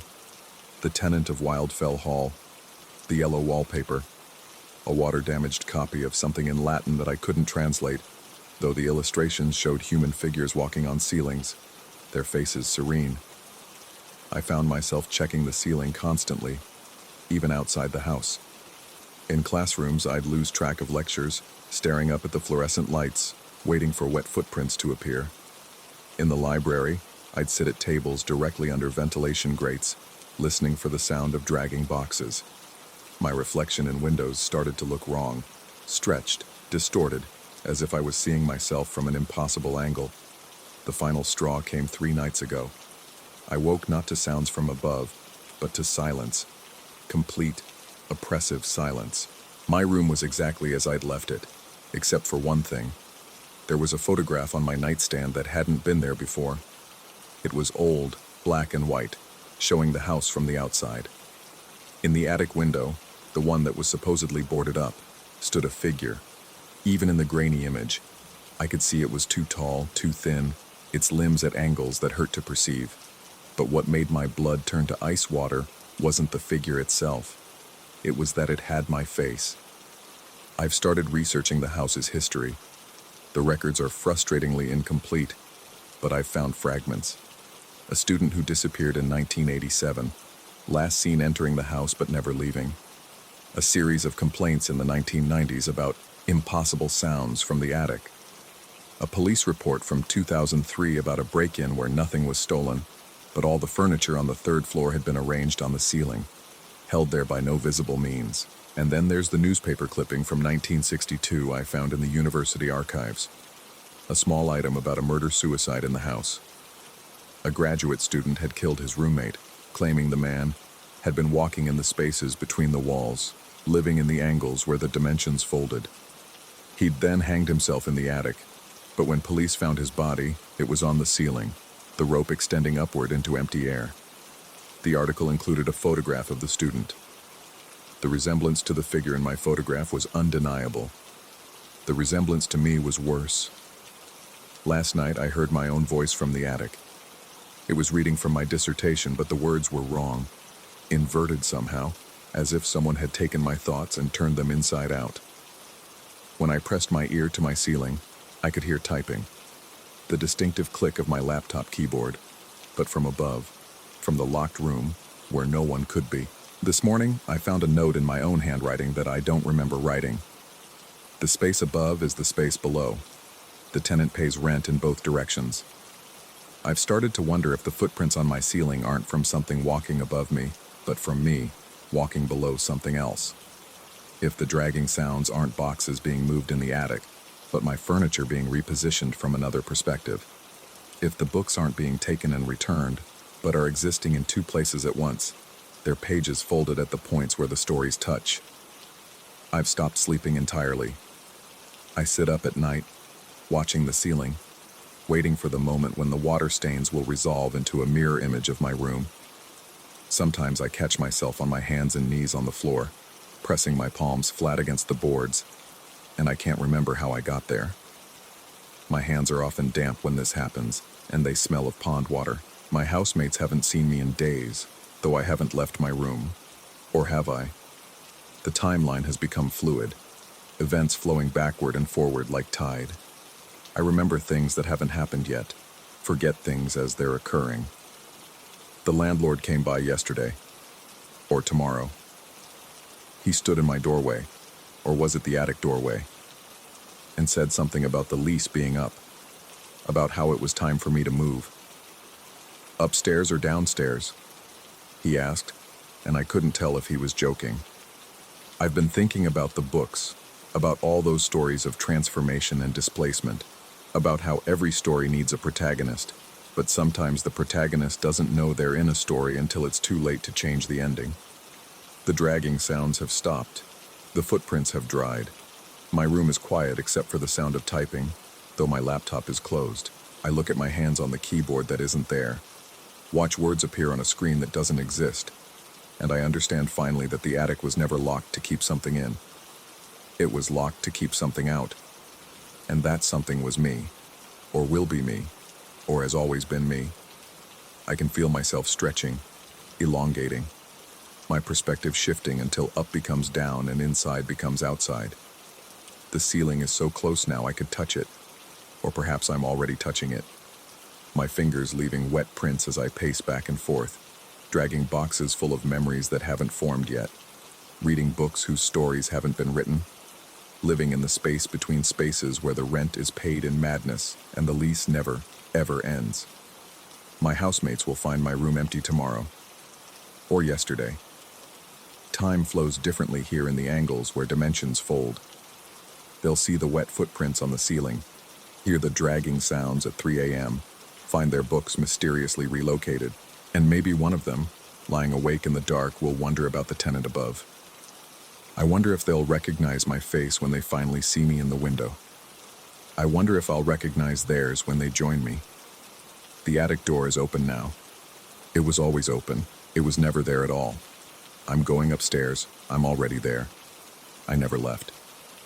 The rent is due, and I have such stories to share, folded into the pages of books that will appear on your nightstand when you're not watching, marking the places where your story intersects with mine, where the ceiling becomes the floor, becomes the ceiling, becomes...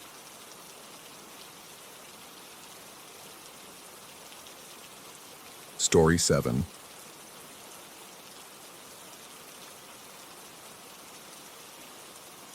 First disappeared 3 days after my grandfather's funeral. I'd placed it on my nightstand before bed, right next to the glass of water I never drink, and when morning came, it was gone.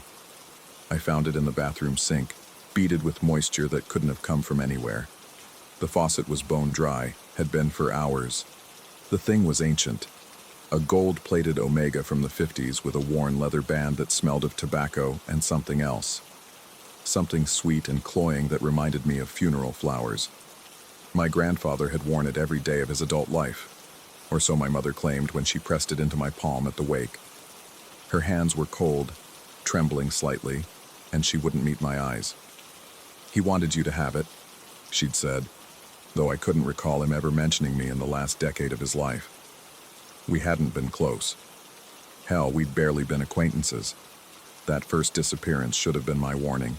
But I was dealing with the estate, the lawyers, the endless paperwork that death generates like some kind of bureaucratic decomposition. So I dried the watch, wound it carefully, and strapped it to my wrist.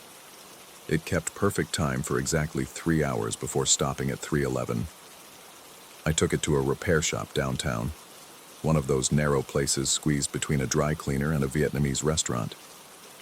The old man behind the counter, Russian maybe, or Eastern European, examined it through a jeweler's loupe for a long time before handing it back.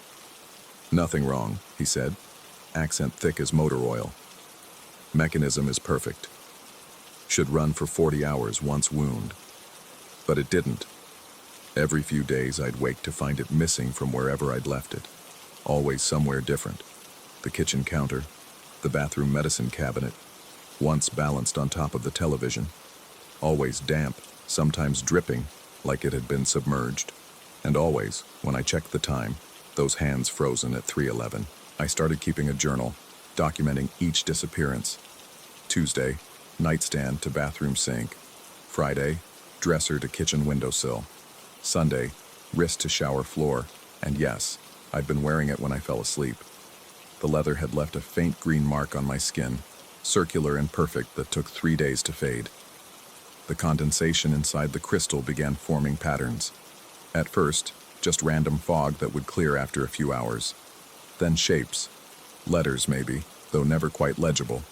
Until that morning in late October when I found it in the toilet tank, actually inside where the mechanisms are, wrapped around the fill valve like it had grown there. When I pulled it out, my hands shaking, water streaming between my fingers, the condensation on the inside of the crystal spelled out my last name, Thorne, clear as newspaper print. It lasted maybe 5 seconds before dissolving into meaningless droplets. I threw it in a drawer after that, buried it under old warranties and instruction manuals for appliances I no longer owned. But it didn't stay there.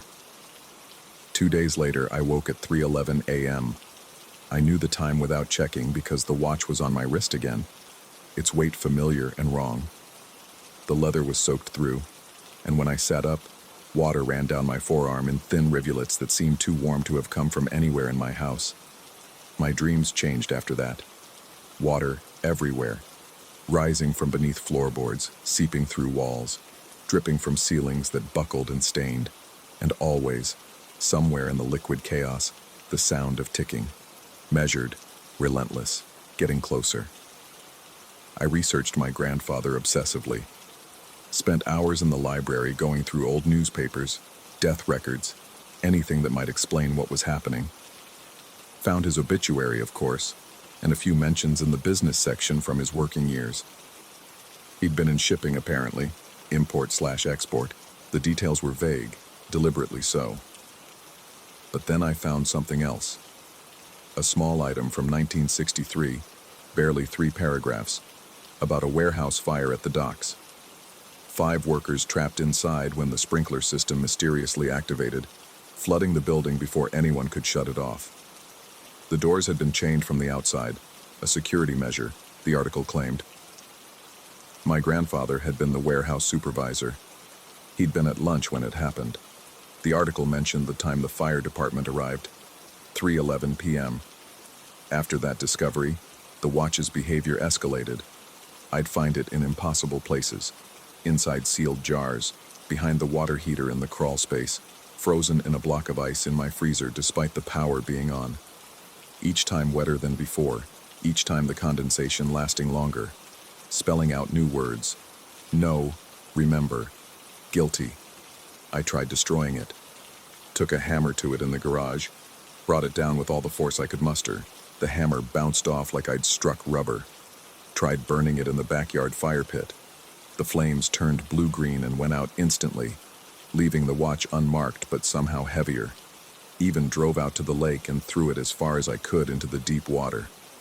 It was on my nightstand the next morning, pondweed tangled in the band. The plumber came on a Thursday. I hadn't called him. He just showed up, said he'd gotten a work order for my address. Something about a leak in the kitchen. I hadn't noticed any leak, but when he pulled out the pipes under the sink, there it was. The watch, wrapped around the P-trap, like it had always been part of the plumbing. He held it up, water streaming through his fingers, and something in his expression made my skin crawl. His eyes were the same gray as my grandfather's in those old photographs. "Some things don't stay buried," he said, handing me the watch. His fingers were ice cold where they brushed mine. "Some debts carry forward." He left without another word, and when I checked the business card he'd given me, it was blank except for a water stain in the shape of a clock face. That night, I dreamed I was drowning. Not in water, but in time itself. Thick, viscous, pulling me down through layers of minutes and hours that had the consistency of motor oil. The watch was there, growing larger, its ticking becoming a roar that filled my skull. And behind it all, a voice that might have been my grandfather's, might have been my own, repeating, "Time runs out. Time runs through. Time runs over." I woke gasping, sheets soaked with something that wasn't quite sweat. The watch was on my wrist, of course, but something was different. The second hand was moving, not forward, but backward, clicking counterclockwise in perfect mechanical rebellion against nature. I've started seeing things in the water now, not reflections, refractions. Faces that aren't quite mine staring back from the bathroom mirror when I brush my teeth. Shapes moving beneath the surface of my coffee, too deliberate to be cream swirling. And sometimes, late at night when the house settles into its framework of creaks and sighs, I hear footsteps in the walls. Wet footsteps, leaving trails I can never quite find in the morning. The research continues. I found more articles, more coincidences that can't be coincidences. A competitor who drowned in his pool in 1967. A union organizer who disappeared during a storm in 1971, his body found weeks later in a water tower. Always some connection to my grandfather's business. Always water. Always questions that no one seemed interested in asking at the time. The watch knows.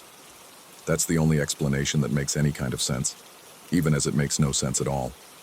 It remembers what my grandfather did, carries it forward like some kind of temporal infection, and now it's teaching me, showing me, making me complicit in remembering.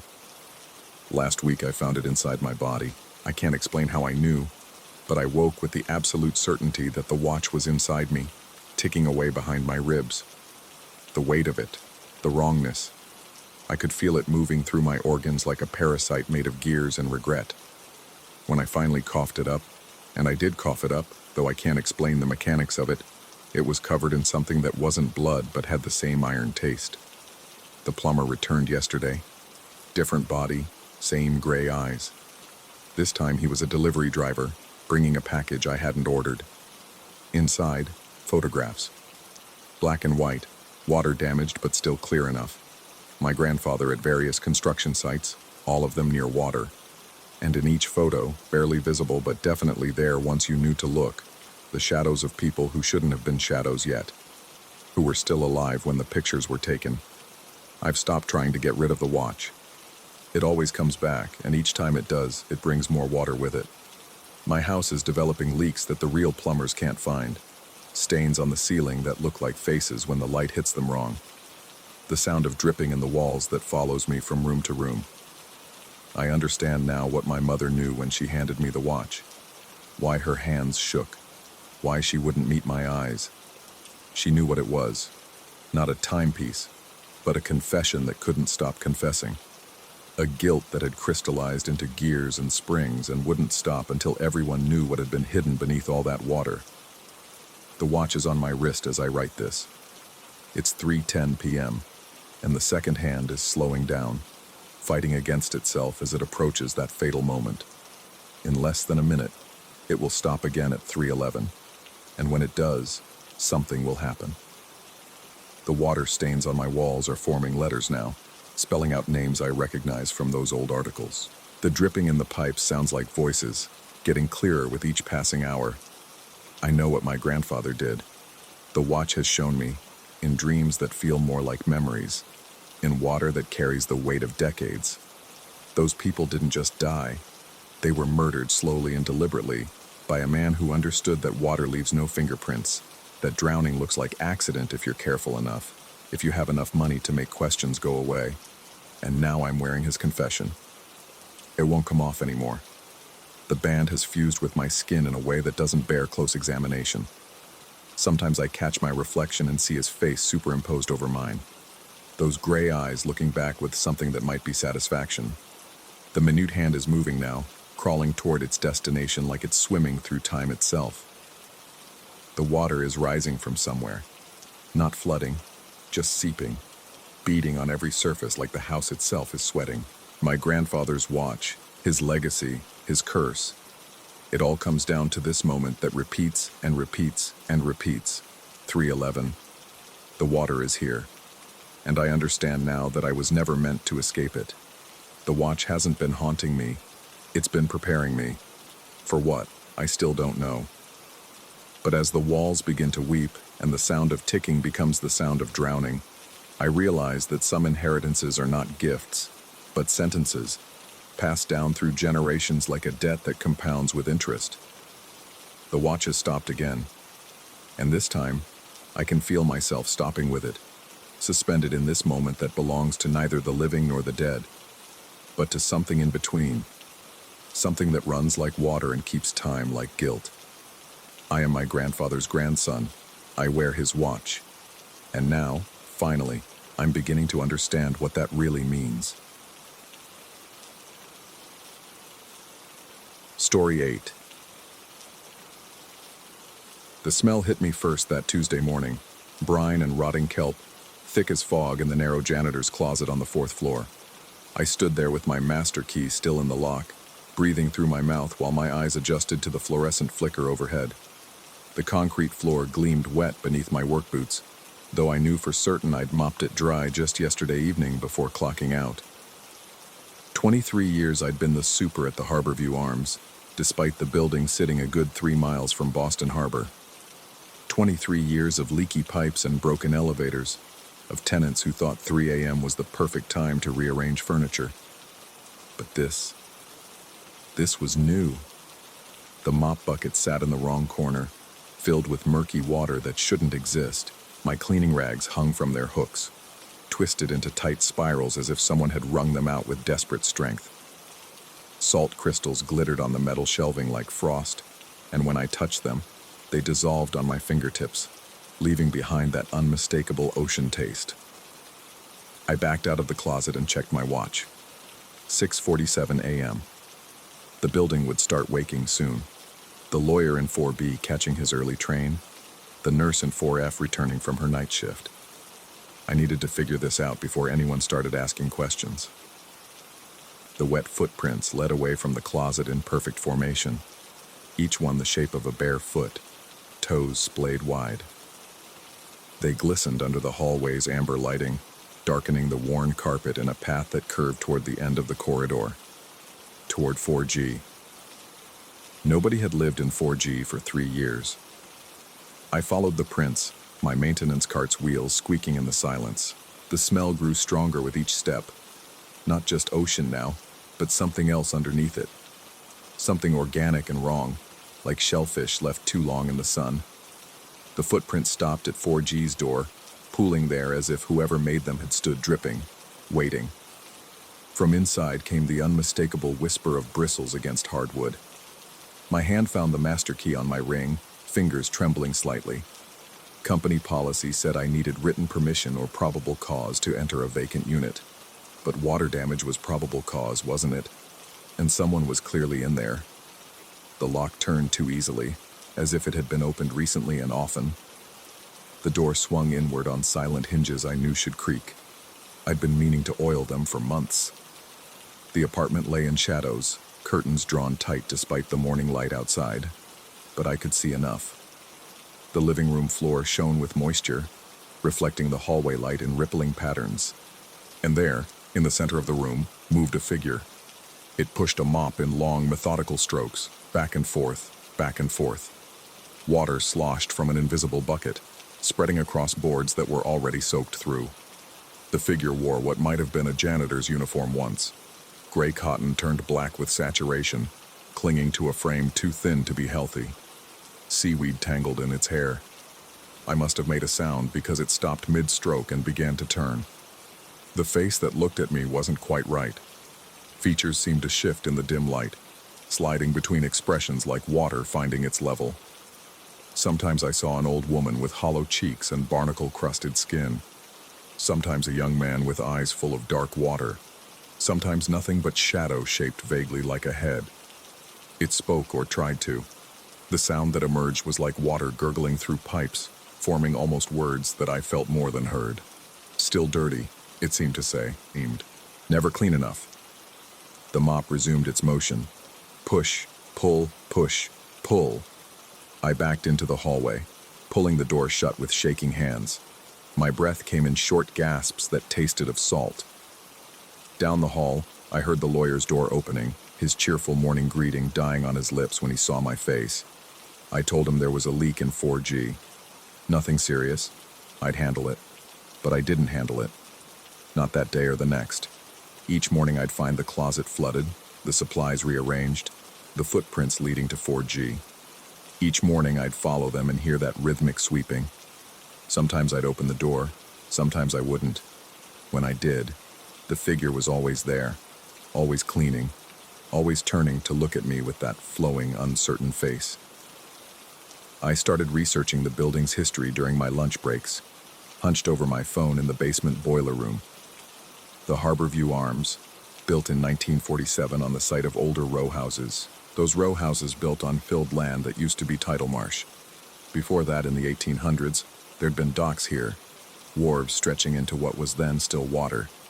The death records were harder to find, but city archives held newspaper clippings, brittle and yellow, about the dock workers who died in the winter of 1887.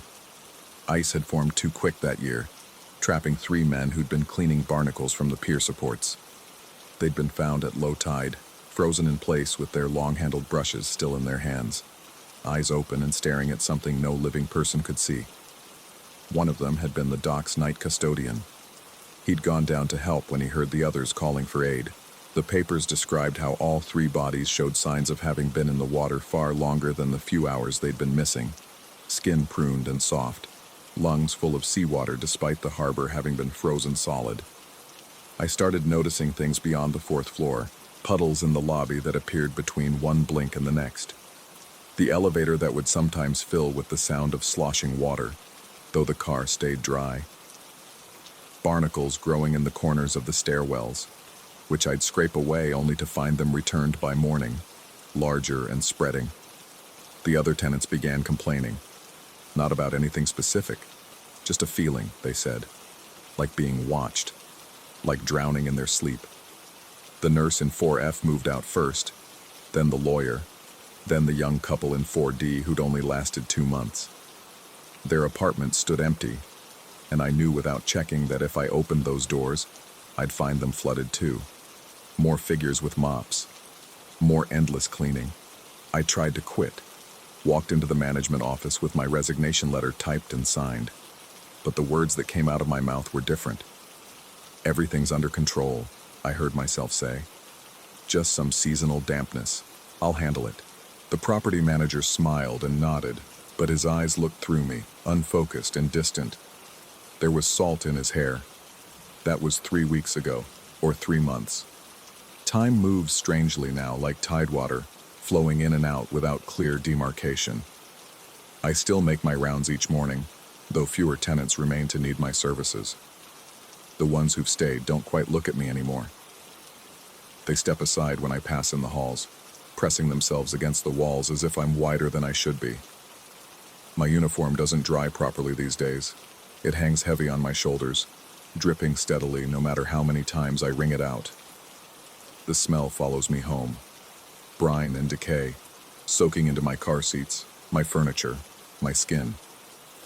My wife left a note saying she'd gone to her sister's, but I can't remember when I last had a wife. The photographs in my apartment show only water damage, spreading like veins across the walls. This morning I found something new in the janitor's closet, a second mop, identical to mine but older, its wooden handle soft with rot. Beside it, a bucket that wasn't there before, filled with black water that reflected no light. At the bottom, barely visible, something that might have been a brass name tag. The letters were too corroded to read, but I knew what they'd once spelled. My name, the one I'd had before, when I'd worked the docks on winter nights, keeping the wharves clean for the morning shift. The footprints in the hallway have multiplied. They lead to every door now, 4B, 4C, 4D, all of them. Behind each one, I hear the sound of sweeping, mopping, scrubbing. The building is cleaning itself, or being cleaned, or has always been cleaning. The distinction matters less each day. I've started leaving my own wet footprints. Can't help it. My boots stay soaked through, leather cracking with salt damage. I follow my usual route, checking doors, making repairs that instantly need remaking. The few remaining tenants avoid me entirely now. They know, I think, though they couldn't say what they know. Sometimes I catch my reflection in the puddles that appear in the corridors. The face looking back isn't always mine. Sometimes it's older, bearded, dressed in oilcloth and wool. Sometimes it's nothing but shadow and water, shaped into something almost human. The management office called yesterday, or last week, or never. They want to know about the water damage complaints, the exodus of tenants, the reports of strange sounds at night. I told them everything was under control, just some seasonal dampness. I'll handle it, because I will handle it. That's what I do, what I've always done. What I did then, climbing down those ice-slicked ladder rungs to help my fellow workers, hearing their calls distort across the frozen harbor. The water had looked solid, but it wasn't. It never is. It opens when it wants to swallow something, then closes again, pretending to be ice, pretending to be floor, pretending to be real. The building breathes now with a rhythm like tides. High tide brings the flooding, the footprints, the endless cleaning. Low tide offers moments of clarity where I almost remember who I was before the water took me. Before I became another thing that needs constant cleaning, constant maintenance, constant attention to stay coherent in a world that wants to dissolve. I think about the other workers sometimes, the ones who went down before me. Are they here too, in other buildings built on other buried wharves? Do they push their mops through phantom puddles, trying to clean something that can never be cleaned? Or is it just me, multiplying through the apartments like reflections in disturbed water, becoming every janitor this place has ever had or ever will have? The closet door stands open now. I can see it from here, from every here I occupy. The mops are waiting, all of them, generation after generation of wood and cotton and rust. The buckets are full of harbor water from a harbor that hasn't existed for 100 years. Someone needs to clean up all this water. Someone always has. Someone always will. I pick up the mop. My mop, their mop, the mop that existed before the building, before the land, when there was only water and the need to keep things clean. The handle fits perfectly in my hands, worn smooth by grips that might be mine. There's work to do. There's always work to do. The tide is coming in. Story 9.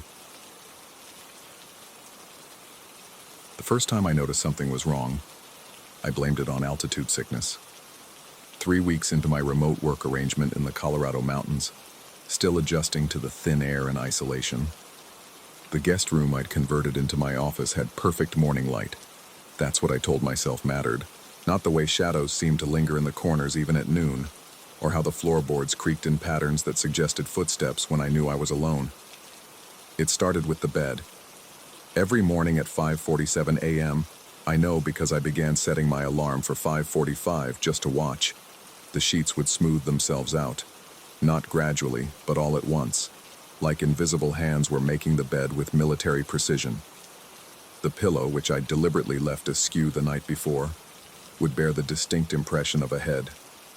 Not mine. I hadn't slept in that bed since converting the room. The window was worse.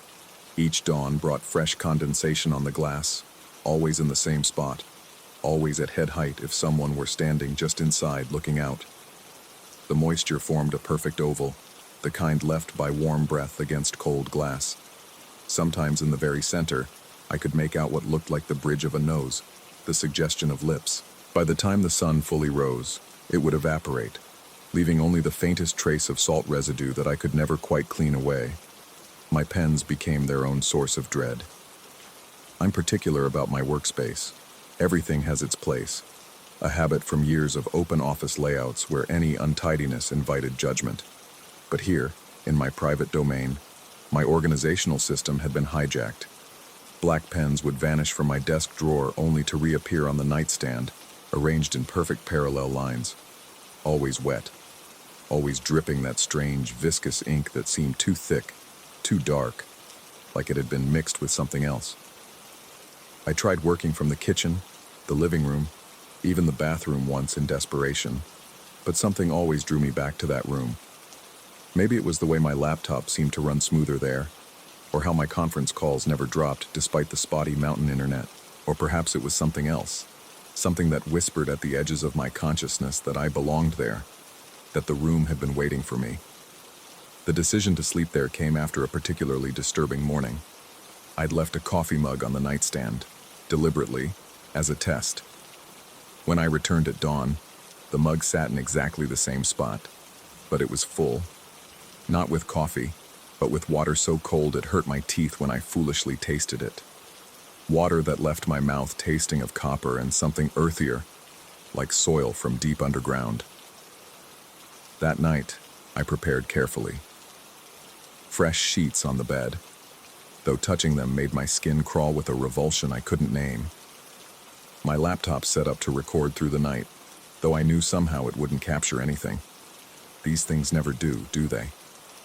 Whatever inhabits the spaces between what we know and what we fear always seems to understand our technology better than we do. I lay down at 11 p.m., staring at the ceiling where a water stain had been slowly spreading over the weeks, its edges forming shapes that looked different depending on the angle and the light. Sometimes a face, sometimes a map to nowhere, always watching. Sleep came in fragments. I'd drift off only to wake with the certainty that someone was standing at the foot of the bed. But when I'd force my eyes open, the room would be empty except for shadows that seemed too solid, too purposeful. The temperature dropped steadily through the night, my breath misting in the air despite the thermostat reading a steady 68 degrees. At 3 a.m. I heard it, a sound like fabric being pulled taut, like sheets being stretched across a mattress. But I was lying on top of the covers, hadn't moved. The sound came from beneath the bed. I wanted to look, needed to look, but my body wouldn't respond. Sleep paralysis, I told myself, though I'd never experienced it before. Just sleep paralysis and altitude and isolation playing tricks. The sound shifted, became something wetter, like someone wringing out cloth that had been soaked through. Drip, drip, drip. Onto wood that shouldn't have been there. The floor was carpeted. I could feel the vibrations through the mattress. Each drop a small percussion that seemed to sync with my heartbeat until I couldn't tell which was which. When I finally forced myself to move, to lean over the edge of the bed and look beneath, I found it. The suitcase. Old leather, the kind they don't make anymore, with brass clasps that had turned green with age. It was open, gaping like a mouth, and it was empty. But the interior was wet, soaked through with that same dark liquid that my pens leaked. As I watched, frozen, a drop fell from somewhere above, from the mattress, through the mattress, and landed inside with a sound that was almost like a sigh. I pulled the suitcase out, my hands shaking so badly I could barely grip the handle. It was heavier than it should have been for something empty, and it left a trail of moisture across the carpet that disappeared even as I watched. The luggage tag, yellowed and water-spotted, bore initials that weren't mine but felt familiar in a way that made my stomach turn. JTM. Inside the suitcase, pressed into the wet lining, I found an impression. The shape of objects that should have been there. Clothes, perhaps, toiletries, the mundane artifacts of travel, but also something else. The outline of fingers, pressed deep into the fabric like someone had tried to claw their way out from inside. I set the suitcase on the nightstand and watched as my pens began to move on their own, arranging themselves around it like iron filings around a magnet. They leaked faster now, the ink pooling and running in rivulets that formed letters I couldn't quite read, words in a language that seemed just beyond comprehension. The window fogged again. though it was the middle of the night and I was alone. This time, though, the condensation formed on the inside of the glass. As I watched, transfixed, a finger, or something like a finger, began to write in the moisture, backwards, so I could read it from where I stood. Checking out. The letters dripped, ran, reformed, checking in, and then, finally, never left. I grabbed my laptop, my phone, abandoned everything else, and fled the room. But as I reached the door, my feet tangled in something. I looked down to find clothes scattered across the floor, men's clothes, decades out of style, still damp as if they'd just been pulled from that impossible suitcase. A wallet lay among them, leather cracked with age. Inside, a driver's license so faded I could barely make out the photo. But the face looked like mine. Would look like mine in 20 years, maybe 30. The name was different, but the eyes were the same. The expires date, 1987. I've moved my office to the kitchen now. I tell myself it's for the better light, the proximity to coffee, the view of the mountains. Not because I can't stand to be in that room anymore. Not because every morning I still hear the sounds of someone getting ready for work in there. Shower running, though the guest bathroom has been dry for weeks. Closet doors opening and closing. The distinctive sound of a zipper on a suitcase that shouldn't exist. But the worst part, the thing that keeps me awake in my own bedroom now, is that my productivity has plummeted. My code won't compile. My video calls drop constantly. My emails arrive hours late or not at all. It's as if the room wants me back, needs me there. As if I'm not the first remote worker to set up in that space, and whoever was there before never really logged off. Yesterday I found a note in my handwriting that I don't remember writing. It was on my desk in the kitchen, written on paper I don't own with one of those perpetually dripping pens. The commute is killing me. Below that, in different handwriting, older, more formal, it already did. This morning I woke up in the guest room. I don't remember going there. The bed was perfectly made around me, hospital corners and military precision. The suitcase sat open on the floor, no longer empty. Inside were clothes that looked exactly like mine, but older, worn in places I haven't worn mine yet. A laptop that was my model but running software from before it was invented. A coffee mug, still warm, with lipstick stains on the rim, though I live alone and always have. The window was fogged again. This time the message was clearer. Welcome home. I've stopped trying to leave the room during work hours. It's easier this way. My productivity is back up. My calls crystal clear.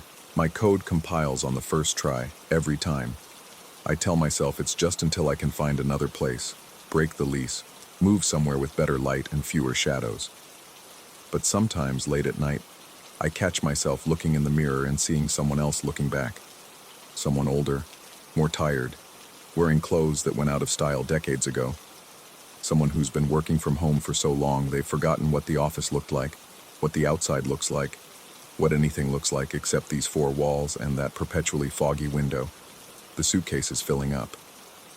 Every day, something of mine appears inside it. My favorite mug, a shoe, a photograph I don't remember taking of a house I've never lived in but recognize with a certainty that makes my bones ache. Soon, I think, it will be full, ready for a trip to somewhere or from somewhere or both at once. I've started making the bed myself now every morning at 5:47 a.m. It feels right, natural, like I've been doing it for years, decades, longer. The pillow holds the impression of my head perfectly, as if it was always meant to. As if every head that ever rested there was always mine, or became mine, or will become mine. The pens don't drip anymore. The ink flows smooth and dark when I write, forming words in handwriting that shifts between mine and something older, something that remembers when remote work meant something different, meant never leaving, meant checking in and never checking out. I should be frightened. I was frightened.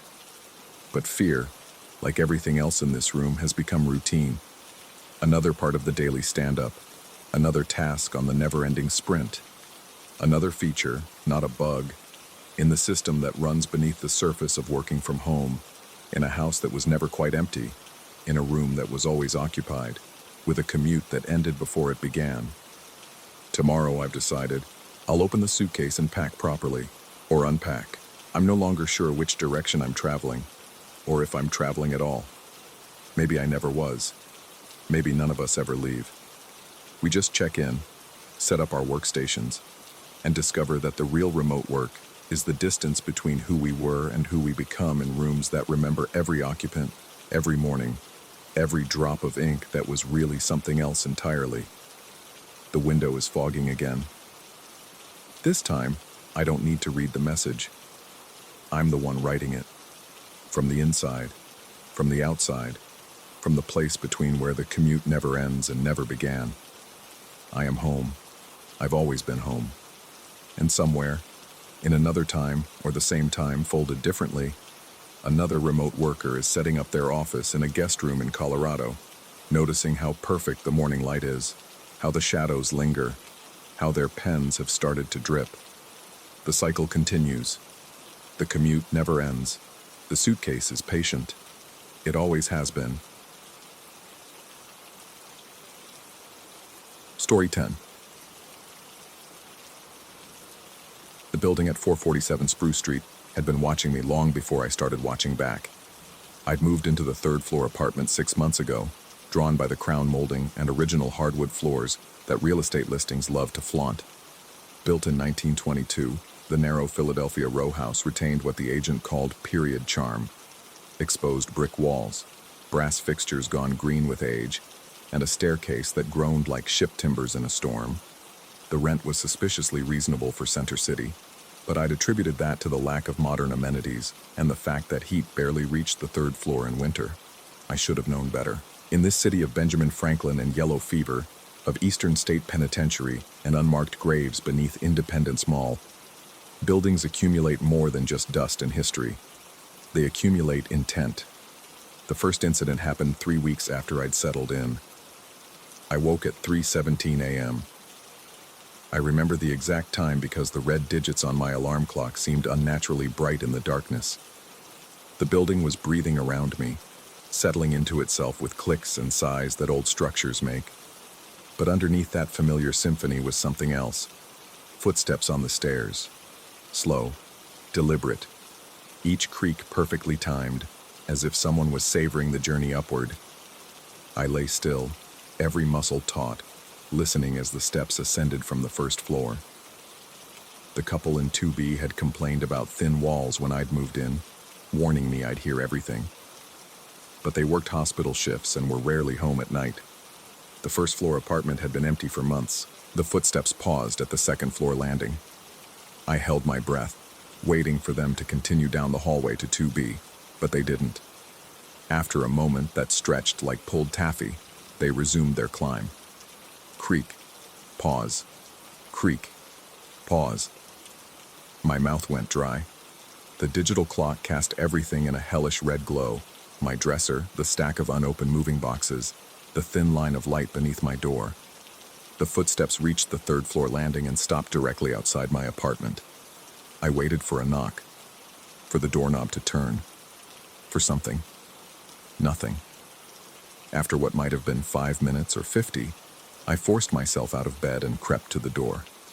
The peephole showed an empty hallway bathed in the sickly yellow light of the single bulb that never quite illuminated the corners. I pressed my ear to the door. Silence. When I finally worked up the courage to open it, the hallway was empty, but the air was different, thicker, colder, with a smell like wet copper and old newspapers. I told myself it was another tenant, maybe someone visiting 2B who'd gotten confused in the dark.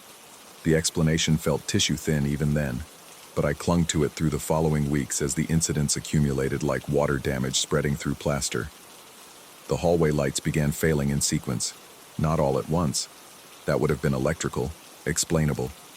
Instead, they died one by one, starting from the stairwell and advancing toward my door like something walking the hall and extinguishing them with its presence. I'd stand at my peephole, watching the darkness creep closer, until only the bulb directly outside my apartment remained lit, flickering but holding like a last defensive position. By morning, they'd all be working again. The building's super, An elderly Polish man who communicated primarily through disapproving grunts claimed he'd never needed to replace those bulbs. Good bulbs, he'd said, tapping one with his wrench. From before, they built things to last. He'd looked at me strangely then, as if seeing something in my face that confirmed a private suspicion. Then came the matter of my keys. I'm not a careless person. My keys lived in a ceramic bowl by the door, apartment key, mailbox key, bike lock key, and a small brass key whose purpose I'd forgotten but kept out of habit. One morning, the brass key was missing.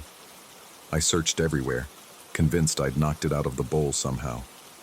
3 days later, I found it hanging from the second-floor stair railing, covered in condensation despite the building's oppressive dryness.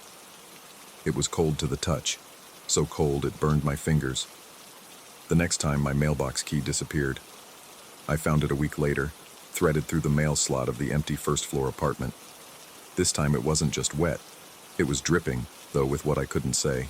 The liquid was clear but viscous, clinging to the metal like syrup.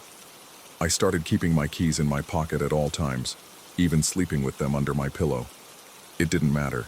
They'd still vanish, only to reappear in increasingly disturbing locations, balanced on my doorknob when I knew I'd locked it from the inside, arranged in a perfect line on the hallway floor, and once, horrifyingly, inside my refrigerator, frosted over as if they'd been there for days.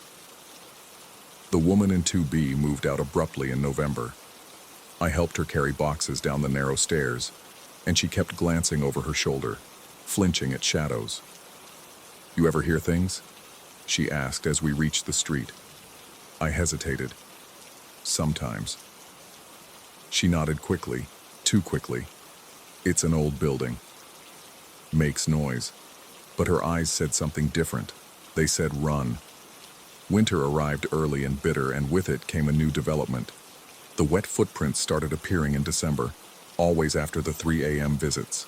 I'd wake to the familiar creaking ascent, lie frozen as the presence stopped outside my door, and in the morning find puddles on the landing. Not water. The liquid was too thick, too dark, leaving rusty stains on the old wood.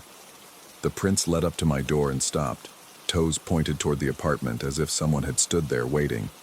But that wasn't the worst part. The worst part was that some mornings, the footprints faced the other direction, as if whatever left them had stood with its back to my door, watching the stairwell, guarding or waiting for something else. I started documenting everything. Photos of the footprints that somehow never quite captured their wrongness. Audio recordings of the footsteps that played back as nothing but static. Notes about the growing cold spot outside my door, the way my breath misted in the hallway even when the ancient radiators clanged with heat. My sleep fractured. I'd doze fitfully until 3 a.m., then lie awake, muscles clenched, waiting. The footsteps came every night now, sometimes stopping at my door, sometimes continuing past to pace the small landing. Once I heard what sounded like fingernails dragging along my door, a slow, deliberate scratching that lasted until dawn. The isolation was suffocating. The first-floor apartment remained empty. After the woman fled 2B, her roommate lasted 2 weeks before leaving without notice. The super stopped coming around. Even delivery drivers seemed reluctant to climb the stairs, leaving packages in the vestibule and fleeing. I should have left. Every rational part of my brain screamed to break the lease, to run like the woman from 2B. But something held me there, not physical force, but a terrible curiosity. I needed to know what wanted in, what stood outside my door night after night, patient as erosion. So I planned. I would confront it. On a freezing Thursday night in late December, I prepared. I placed a camera in the hallway, hidden behind a dying potted plant the previous tenant had abandoned. I sprinkled flour on the landing to capture footprints. I waited by the door with my phone ready, hand on the deadbolt. 3 a.m. came and went. No footsteps. 3:17 a.m. Nothing. By 4 a.m., exhaustion was pulling at me like an undertow. I checked the hallway. The flower was undisturbed, the camera still recording nothing but an empty landing. Defeated, I returned to bed. I woke at 7 a.m. to find my apartment door wide open. Not forced, not broken, simply open, as if I'd forgotten to close it. The camera was gone. The flower remained pristine, untouched. But there were wet footprints inside my apartment now, leading from the door to the foot of my bed where they stopped. The impressions in the carpet were still damp, still cold. Something had been watching me sleep. I left that day, threw everything I could fit into my car and drove to a friend's place in Jersey. But even now, weeks later, I can't shake the feeling that I'm missing something crucial. The footprints that faced away from my door haunt me most. That defensive posture, that vigilant stance. What if whatever climbed those stairs each night wasn't trying to get in? What if it was trying to keep something else out? Last night in my new apartment across the river, I woke at 3:17 a.m. to the sound of footsteps in the hallway. Slow, deliberate. But this time, they were descending, moving away from my door with what sounded almost like reluctance. And in the morning, I found my keys, the ones from the old apartment that I'd thrown away, hanging from my doorknob, ice cold and dripping with something that wasn't quite water. The brass key was missing. I think about that empty first-floor apartment at 447 Spruce Street, about whatever might have lived there before the building was erected in 1922, when Philadelphia was younger and hungrier and built on foundations nobody talks about anymore. I think about the defensive stance of those wet footprints, facing outward like a guard. And late at night, when I can't sleep, I wonder what would have happened if I'd opened the door, if I'd acknowledged whatever kept vigil outside my apartment, if I'd understood that some thresholds aren't meant to keep things out, but to keep them in. The building still emails me through the rental portal, automated messages about maintenance and lease renewal. But sometimes, between the standard text, there are extra characters that shouldn't be there. They look random at first. Keyboard smashes, glitches in the system. But when I arrange them differently, they form words. Still watching, still waiting door opens both ways. I've stopped checking my email at night. Sometimes I dream about the brass key, the one whose purpose I'd forgotten. In the dreams, I remember what it opens. A door in the basement of 447 Spruce Street. A door that was sealed before the building was constructed. A door that exists in the space between the foundation and what came before. In the dreams, something whispers that the footsteps were never trying to reach me. They were trying to warn me. They were trying to keep me from going downstairs. My new apartment is on the ground floor. I told myself it was for convenience, for easy access to the parking lot. But I know the truth. I can't bear the sound of footsteps on stairs anymore. Each creak is a countdown. Each groan a reminder that some things follow you not through space, but through the architecture of your fear. The wet footprints have started appearing here too. Not every night, but often enough. They lead to my door and stop, toes pointed inward now, as if whatever leaves them has finally gained entry to where it wanted to be. Or maybe it's something else entirely. Maybe those backward-facing prints at the old building were never standing guard. Maybe they were facing something that had already gotten inside, something that stood behind me in my apartment all those nights, breathing in the darkness just outside my bedroom, waiting for me to understand that the real horror wasn't what wanted to get in, it was what was already there. The brass key appeared on my nightstand this morning, tarnished and cold. I know I should throw it away, but I can't bring myself to touch it. It sits there like an invitation or a threat, and I no longer know which would be worse. Because now I understand the truth about 447 Spruce Street, about old buildings in old cities where the past never quite stops bleeding through. The footsteps weren't the haunting, they were the warning. And I, in my infinite wisdom, in my need to document and understand and rationalize, had missed the only message that mattered. Some doors should never be opened, and some are already open, waiting in the spaces we refuse to see, in the corners our eyes skip over, in the darkness that pools beneath our beds and behind our eyelids. I still wake at 3:17 a.m. every night, not to footsteps now, but to silence. A silence so complete it feels like the world is holding its breath. And in that silence, I sometimes hear something else. The slow, patient turning of a key in a lock that doesn't exist in any floor plan, in any blueprint, in any version of reality I'm prepared to accept. The building at 447 Spruce Street is still sending me messages. Not emails anymore, but something else. Patterns in the static of my radio, shapes in the steam on my bathroom mirror, arrangements of leaves on my windshield that spell out words I pretend not to read. They all say the same thing. Come back. The door is already open. I won't go back. I can't. But late at night, when the silence becomes unbearable and the walls feel too thin and the darkness too thick, I hold that brass key and wonder what would happen if I did. If I descended those stairs I've climbed so many times in my nightmares, if I found that door that exists between what was built and what was buried, if I finally understood what those wet footprints were trying to tell me. Maybe the real horror isn't that something was trying to get in. Maybe it's that something was trying to get out. And maybe, this is the thought that wakes me gasping at 3:17 a.m. every night. Maybe it already has. Story 11. The first time I noticed the smell, I thought a pipe had burst somewhere. That briny, thick scent of seawater seeping through my garage walls at 3 in the morning had me stumbling out of bed, flashlight in hand, expecting to find my workbench floating in a pool of backed-up sewage. But the concrete floor was bone dry, and the smell vanished the moment I flicked on the overhead fluorescent. I should have moved out then.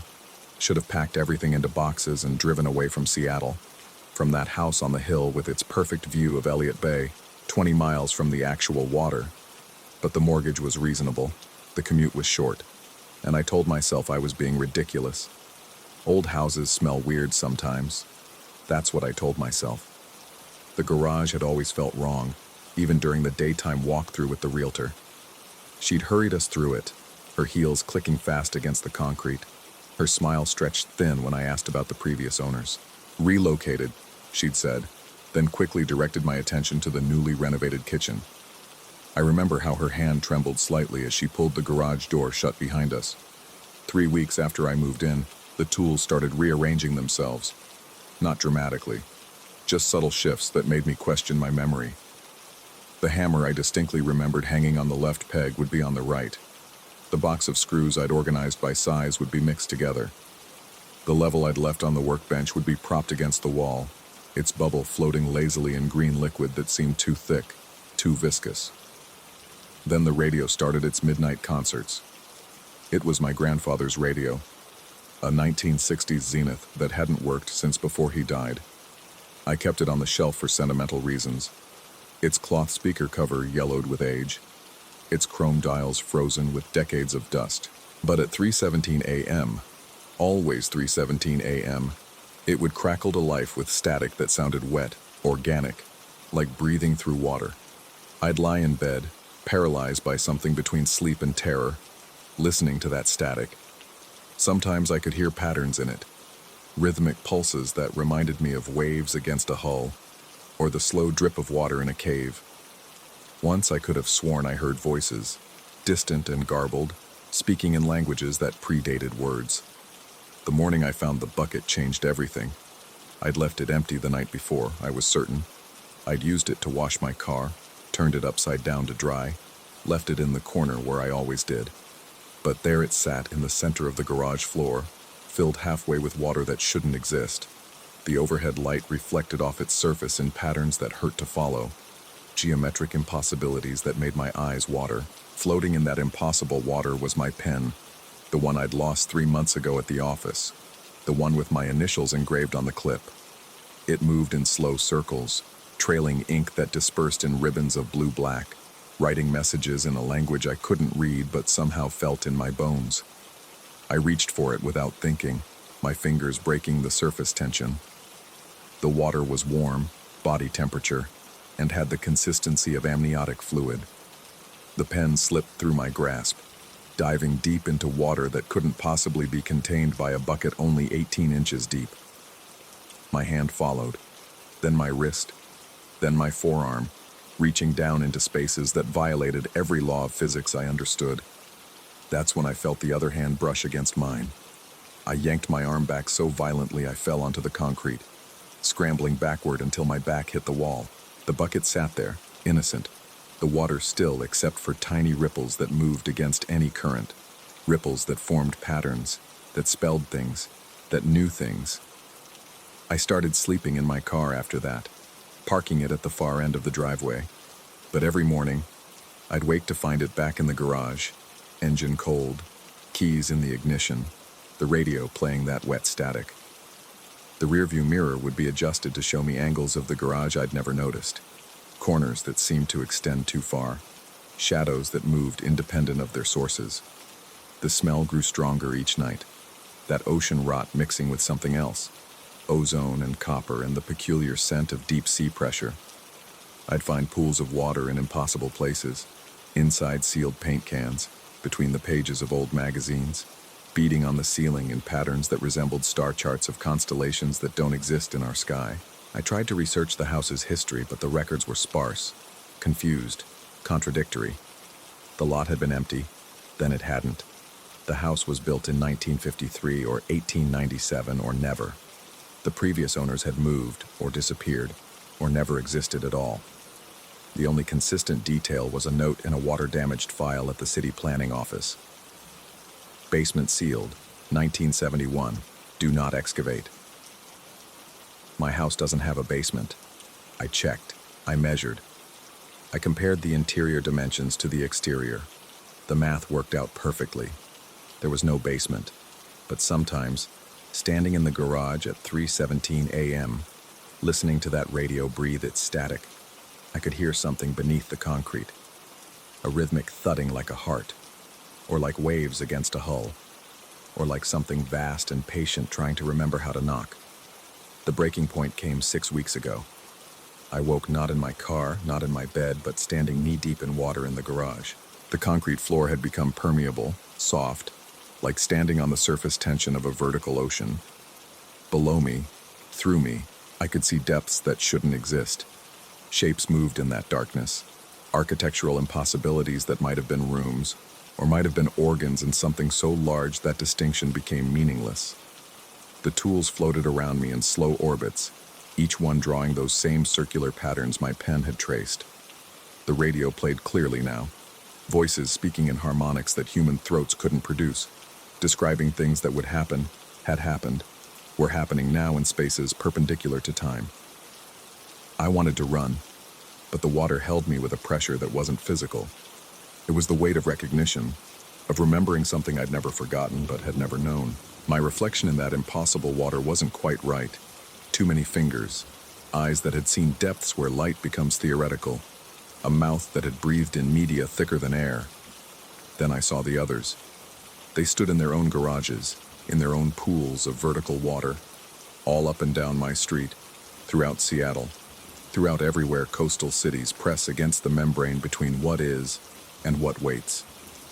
We were all standing in the same water, the same garage, the same moment that stretches from 317 to 317, breathing static and salt. The woman next door, whom I'd never seen before but had always known, turned to me with eyes full of brine and understanding. Her lips moved, and the radio translated, "The tide rises from below." I understood then that basements weren't sealed to keep us out. They were sealed to keep something in, something that had been here before the city, before the land, before the distinction between water and air meant anything, something that waited in spaces between spaces, patient as erosion, inevitable as the moon's pull on the tide. I pulled myself out somehow, not physically, but sideways, perpendicular to the direction of drowning. I found myself gasping on dry concrete, the garage normal except for the puddle beneath me that reflected depths instead of ceiling. The tools hung in their proper places. The radio sat silent. The bucket was empty and upright in its corner. But I know it's still happening. Every night at 3:17, I exist in two states, here in my bed and there in the garage, knee-deep in impossible water, breathing static with lungs that remember being gills. The boundaries are thinning. Each morning, I find more of the ocean in my house, salt crystals in the coffee maker, seaweed in the air vents, barnacles growing in perfect spirals on the bathroom mirror. Yesterday, I found a nautical chart in my desk drawer at work, one I don't remember putting there. It shows the Puget Sound, but wrong, deeper, older, extending inland in ways that violate geography. My house is marked with an X, labeled in handwriting that might be mine. Tide room, depth, unfathomable. The realtor called today, said she was checking in, seeing how I was enjoying the house. Her voice crackled with static, wet and electric. She asked if I'd noticed anything unusual about the garage. When I didn't answer, she laughed. Or maybe it was just the sound of water draining through spaces too small to measure. The previous owners figured it out eventually, she said, her words dissolving into frequencies that hurt to parse. They learned to swim in directions that don't exist. The tide always returns what it takes, just not in shapes we recognize. I hung up, but the dial tone sounded like waves. Now I sit here writing this, and I can smell it again. That thick brine, that deep-sea pressure converted to scent. The tools are moving in the garage. I can hear them clinking in patterns that spell out inevitabilities. The radio is warming up, its tubes glowing with bioluminescent possibilities. It's 3:16 a.m. In 1 minute, I'll be in 2 places at once. Here, holding on to the fiction of dry land, and there, in the tide room, learning that drowning isn't about water at all. It's about remembering that we were something else before we convinced ourselves we were human, and that the ocean never forgot our true names. The pen is moving again, writing this story in water that doesn't exist, in handwriting that isn't quite mine anymore. Each word ripples outward, reaching through dimensions toward other garages, other impossible basements, other people standing knee-deep in vertical seas. I should leave Seattle. I should run. But running requires believing in the difference between here and there, between wet and dry, between what's beneath the concrete and what's beneath that. And every night at 3:17 I understand a little more clearly that those distinctions were only ever polite fictions we told ourselves to keep the tide at bay. The static is getting louder now, resolving into voices, into languages older than land. They're saying something about depth, about pressure, about how the moon pulls more than just water. They're saying that every garage in Seattle, maybe every garage everywhere, is the same garage, the same room where the tide rises from below. My watch reads 3:17. I'm already standing in the water. I've always been standing in the water. The radio plays the sound of my own voice, speaking from depths I haven't reached yet, describing things I'll understand when I stop pretending I'm separate from the tide. The pen keeps writing, but the words are in water now, dissolving as they form, true only in the moment of their drowning. Story 12.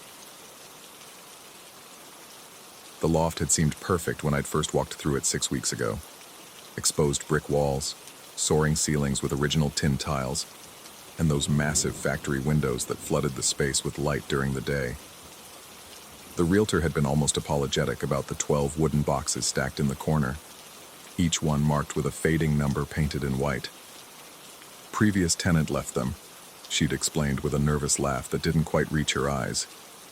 Building management says you can toss them if you want. But I hadn't tossed them. Something about their precise arrangement, 3 rows of 4, perfectly aligned despite their obvious age, made them feel intentional, permanent, like they'd been waiting there long before the previous tenant, maybe even before the building's conversion from a textile factory in the 1920s. That first night, I'd barely noticed them. Exhausted from the move, I'd collapsed onto my mattress on the floor and fallen into a dreamless sleep. But at exactly 3 a.m., I woke to a sound like sandpaper dragging across wood. Slow, deliberate, the kind of sound that makes your spine compress and your breathing shallow out to nothing. I lay there, muscles locked, listening to that terrible scraping echo through the loft's open space. It lasted maybe 30 seconds, though time moves differently in the dark when you're afraid, before cutting off abruptly. I told myself it was the radiator, the building settling. Anything but what it sounded like, something being dragged across my floor. The next morning, I almost convinced myself I'd imagined it. Almost. Until I walked past the boxes and noticed that number 7 had moved. Not far, maybe 6 inches forward, but enough to break the perfect grid they'd formed. I stood there, coffee mug warming my hands, staring at that gap in the pattern like it was a wound. I pushed the box back into place. My hands shook slightly as I did it, and I noticed how cold the wood felt, despite the morning sun streaming through the windows. There was something else too. A smell, faint but distinct. Salt water. Brine. Like the ocean, but wrong somehow. Stagnant. The second night, I was ready.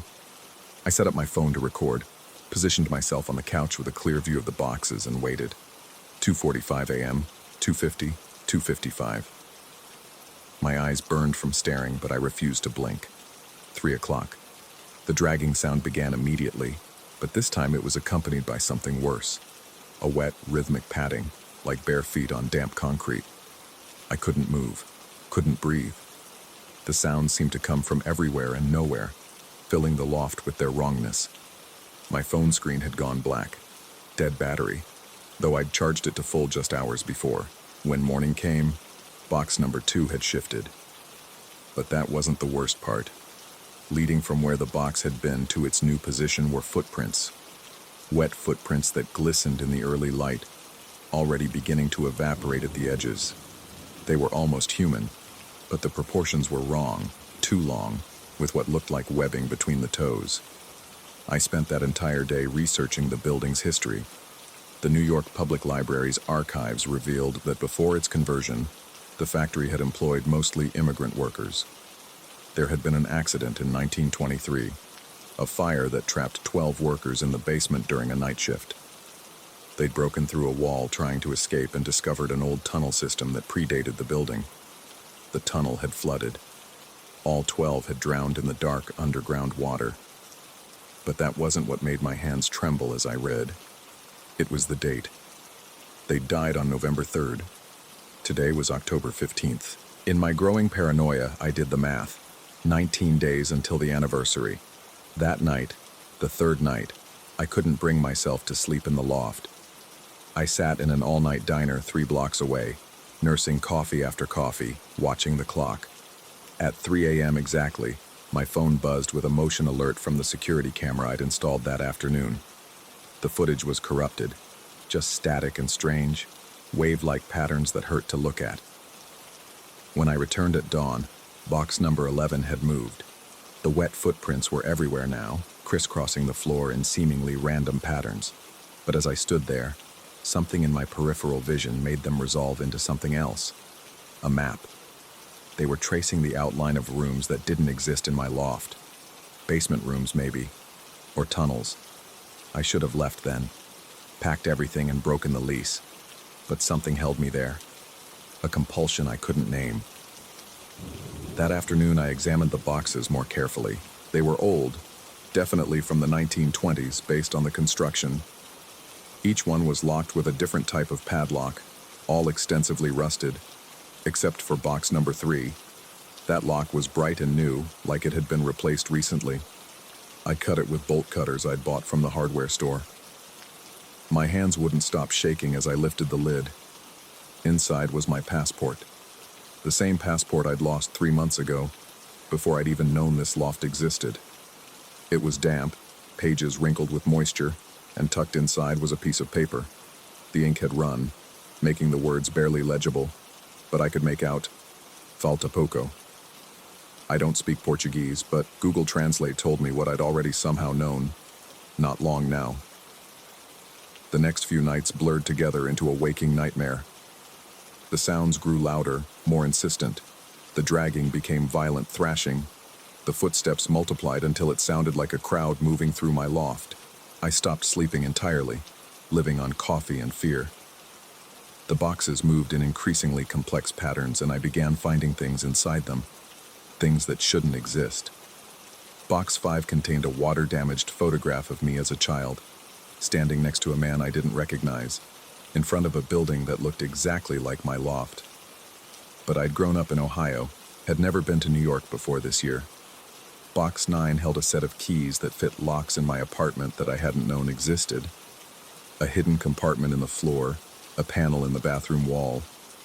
Behind each was more evidence of water damage, more salt smell, more wrongness. Box 1 was the worst.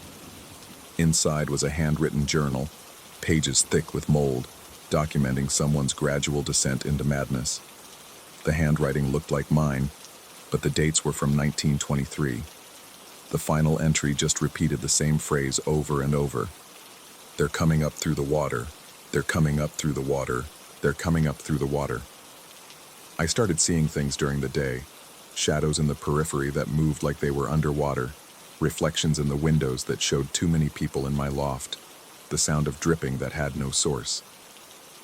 On October 28th, I woke up, if I'd ever really been asleep, to find all 12 boxes arranged in a circle in the middle of my floor. The wet footprints spiraled inward from each box to a central point where the floorboards were beginning to buckle and warp. Something was pushing up from below. I called the landlord, but the number was disconnected. The realtor's office had no record of my lease. According to the building management company, my unit had been vacant since a tenant disappeared 3 months ago. They'd found only his passport, waterlogged and abandoned. The rational part of my mind, what's left of it, knows this is impossible. I know I signed a lease. I know I've been living here. I have receipts, furniture, a life. But every piece of evidence I try to show someone either disappears or transforms into something else. My bank statements show no rent payments. My friends have no memory of helping me move. The photos I took of the apartment that first day show empty rooms filled with standing water. November 2nd now. Tomorrow is the anniversary. The boxes haven't moved in 3 days, but the water damage is spreading. The walls weep with condensation that tastes of salt. The floorboards groan with a weight that shouldn't exist. And the footprints, they're not appearing on the floor anymore. They're appearing on the ceiling, on the walls, tracking impossible paths through three-dimensional space. I found something else in box 3 today, underneath where my passport had been. Another note, dry this time, in handwriting that might be mine. You were the 12th. You were always the 12th. I've started having memories that aren't mine, of working in a factory, of the smell of textile dust, of a fire starting, smoke filling my lungs, of breaking through a brick wall in desperate panic, of water, black and cold, rushing in, of drowning in the dark, while something that lived in that water wrapped around my ankles and pulled. But I'm from Ohio. I'm 28 years old. I work in tech. I moved to New York for a fresh start after I can't remember what came before. Can't remember why I needed a fresh start. Can't remember anything except this loft and these boxes and the certainty that tomorrow on November 3rd at 3 a.m., something is going to complete a cycle that started long before I was born. Or maybe exactly when I was born. Or maybe I was never born at all. The water stains on the ceiling have formed words now. Portuguese words. Bem-vindo de volta. Welcome back. I've stopped trying to leave. The door doesn't open anymore. Not because it's locked, but because behind it is just more loft, stretching infinitely in all directions. The windows show not New York, but an underwater city, buildings swaying like kelp in invisible currents. Sometimes I see figures floating past, pressed against the glass. Their faces familiar, but wrong. Sometimes one of them is wearing my face. Tonight is the last night. I can feel it in the way the air has thickened, taken on the pressure of deep water. The boxes are humming now, a low vibration that makes my teeth ache. The footprints are everywhere, overlapping into a solid sheet of moisture that climbs the walls like a living thing.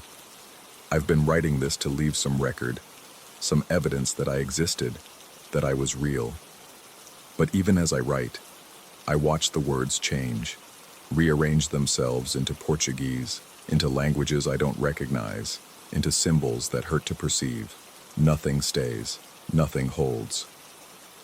The clock on my phone, when it works, keeps showing times that don't exist. 25:73, 3:33:33. Sometimes it just shows an infinity symbol, pulsing like a heartbeat. I think I understand now. The 12 boxes weren't left by the previous tenant. They are the previous tenants. All of them. And tomorrow, when the clock strikes 3 a.m., when the anniversary completes another revolution, I'll take my place in the pattern. Box 12 has always been empty. waiting. The man in the photograph from box 5. I remember him now.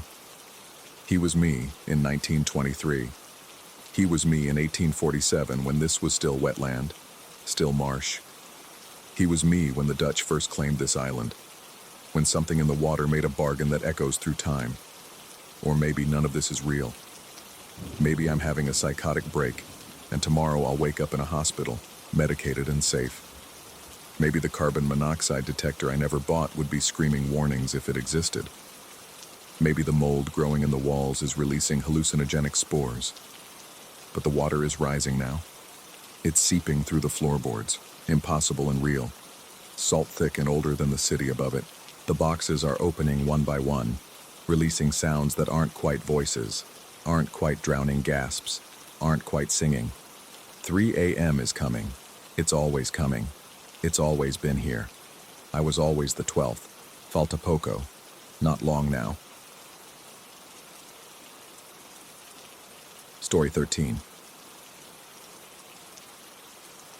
The first time I heard furniture scraping across the floor above me at 3 in the morning, I convinced myself it was the building settling. Old Minneapolis apartments make noise. Everyone knows that. The radiators clang, the pipes groan, the wooden floors creak with temperature changes. But furniture doesn't move itself, and apartment 2B had been vacant for 3 months. I'd lived directly below in 1B for 2 years without incident. The previous tenant of 2B had been an elderly woman who barely made a sound. When she moved to assisted living in August, the landlord mentioned he was having trouble filling the unit. Something about water damage that needed repairs. By November, with winter settling over the city like a thick blanket of ice and silence, 2B remained empty, or so I was told. The scraping came again the following night, a deliberate sound like someone dragging a heavy dresser across bare floorboards. I lay in bed staring at the ceiling, watching the light fixture tremble slightly with each pull. My digital clock read 3:17 a.m. I waited, breathing shallow, counting the seconds between movements. 23, 24, then another long, grinding pull that made my teeth ache. I called the landlord the next morning. He seemed confused, insisted 2B was still vacant, and promised to check for intruders. When I came home from work that evening, I found a note slipped under my door. Checked, 2B. No signs of entry. Door locked, dust undisturbed. Maybe sound traveling from another unit? Management. But sound doesn't travel through floors the way water does. The water started 3 nights later. Not a leak exactly.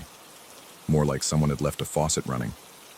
I could hear it through the walls, a steady stream that seemed to move from room to room above me. At first, just a trickle, barely audible over the hum of my refrigerator. By 4 in the morning it had become a torrent, and I watched in growing horror as dark spots began forming on my ceiling, spreading like ink through paper. I grabbed a bucket, then another, positioning them under the worst spots. The water that dripped down was ice cold and had an odd metallic smell that reminded me of old pennies. It left rust-colored stains on everything it touched. When I pressed my palm against the ceiling, the plaster felt soft, almost flesh-warm despite the cold water seeping through. The landlord didn't answer his emergency line. I left 3 messages, each more frantic than the last. By morning the water had stopped, but my ceiling looked like a topographical map of some alien landscape, all bulges and dark continents of moisture. That's when I decided to investigate 2B myself. The hallway outside my apartment always felt colder than it should, as if heat couldn't quite penetrate the space. The fluorescent lights flickered intermittently, casting jumping shadows that made the familiar corridor seem longer than usual. I climbed the stairs slowly, each step creaking under my weight. The brass numbers on 2B's door had tarnished to near black, and the doormat, which I'd never noticed before, was soaking wet despite no visible water source. I knocked. The sound seemed to disappear into the door, absorbed rather than echoed. I knocked again, harder. Nothing. I pressed my ear against the wood and heard, or thought I heard, breathing on the other side. Slow, deliberate breaths that matched my own rhythm. When I held my breath, the breathing stopped too. I practically ran back to my apartment, locking the door behind me and shoving a chair under the handle. My hands shook as I poured myself a drink, trying to rationalize what I'd experienced. Acoustic tricks, my imagination, stress from work manifesting as paranoia. The explanations felt thin, desperate. That night, something new happened. I woke not to sounds but to silence, a complete unnatural absence of noise that made my ears ring. Even the ever-present hum of the city had vanished. I reached for my phone. 3:33 a.m. The numbers glowed too bright in the darkness, leaving green after-images when I blinked. Then I saw it. On my kitchen table, where I'd left nothing before bed, sat a water glass. Not one of mine. The glass was old, made of thick green Depression-era glass that distorted the light passing through it. It was full to the brim with that same metallic-smelling water, and wrapped around it were wet fingerprints that didn't match my own. They were too long, the fingers that made them impossibly thin. I didn't touch the glass. I sat in my living room chair, watching it until sunrise, as if it might move. When dawn finally came, weak and gray through my windows, the glass was gone. Only a perfectly circular water stain remained on the table's surface, already beginning to warp the wood. The next few days I found more objects. My watch, which I'd lost months ago, appeared on the doormat of 2B, dripping wet and running backward. A book I'd been reading showed up there too, the pages fused together with moisture, the words bleeding into incomprehensible patterns. Each morning brought another item, another piece of my life regurgitated onto that perpetually wet doormat. I started sleeping during the day, staying awake all night to monitor the sounds above. The furniture moving had become rhythmic, almost dance-like. Drag, drag, pause. Drag, drag, pause. Sometimes I heard what sounded like bare feet slapping against wet floor, moving in circles. The water sounds evolved too, no longer just running faucets, but splashing, as if someone were bathing, washing, drowning, over and over again. I decided to test something.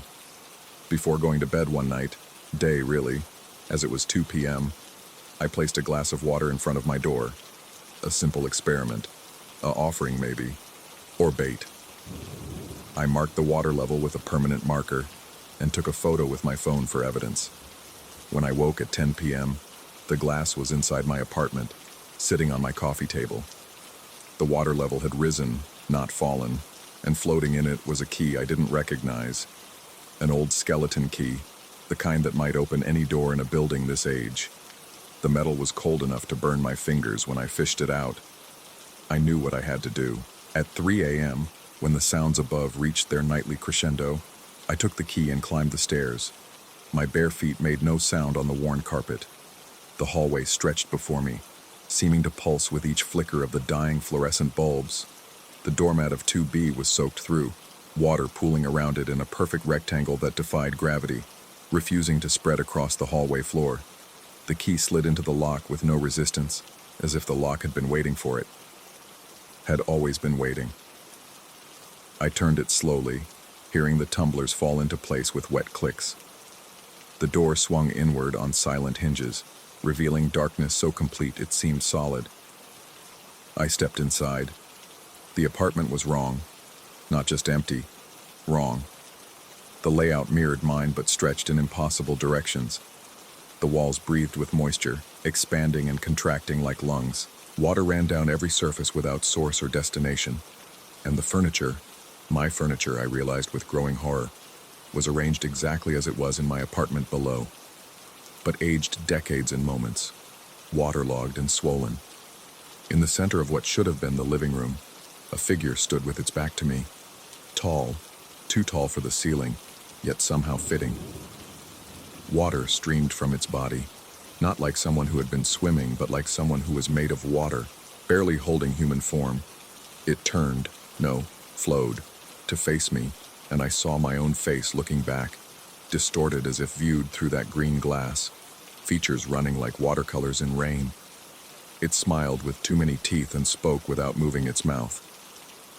The words came from the water itself, from the walls, from inside my own skull. You've been living in 2B all along. 1B has been vacant for months.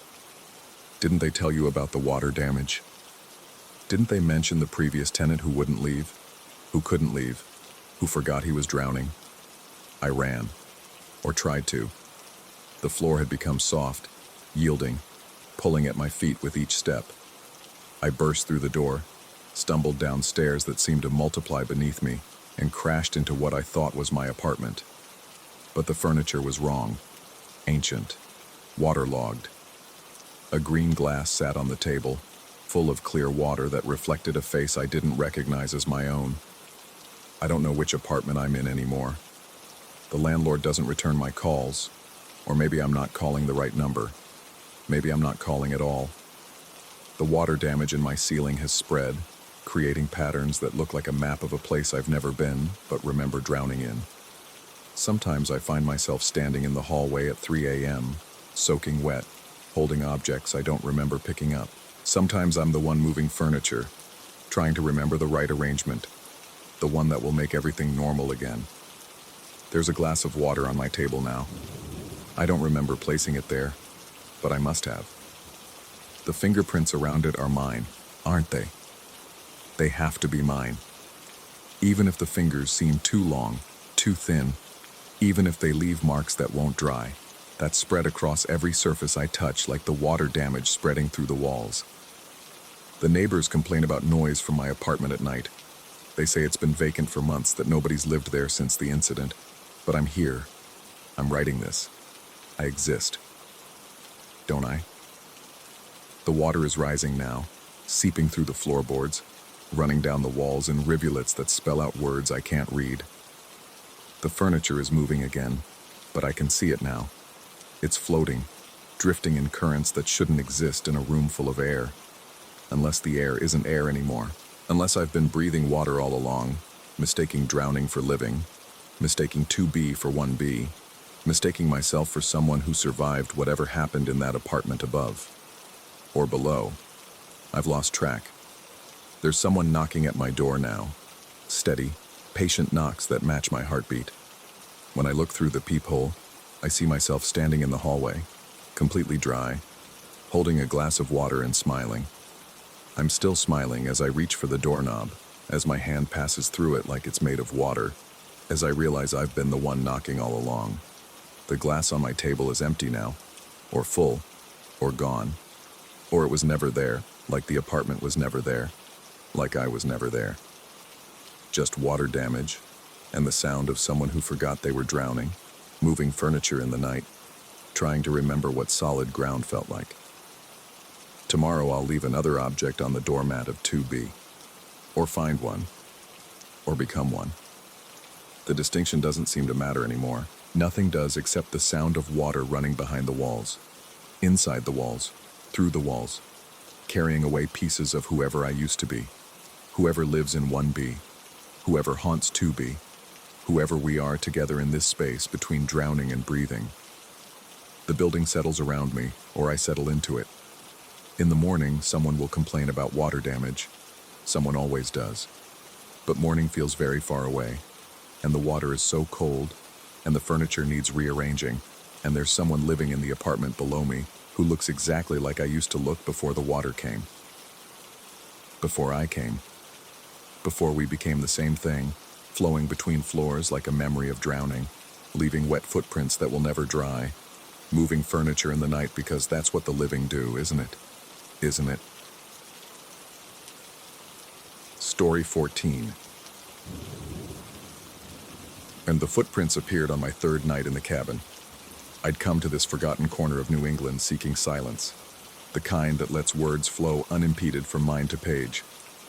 The rental listing had undersold the isolation, 40 minutes from the nearest town, accessible only by a dirt road that seemed to narrow with each passing mile, as if the forest were slowly reclaiming it. Perfect, I'd thought. No distractions, no excuses. Just me, my manuscript, and the oppressive deadline that had driven me here. The cabin squatted at the edge of a small lake, its weathered boards the color of old bones.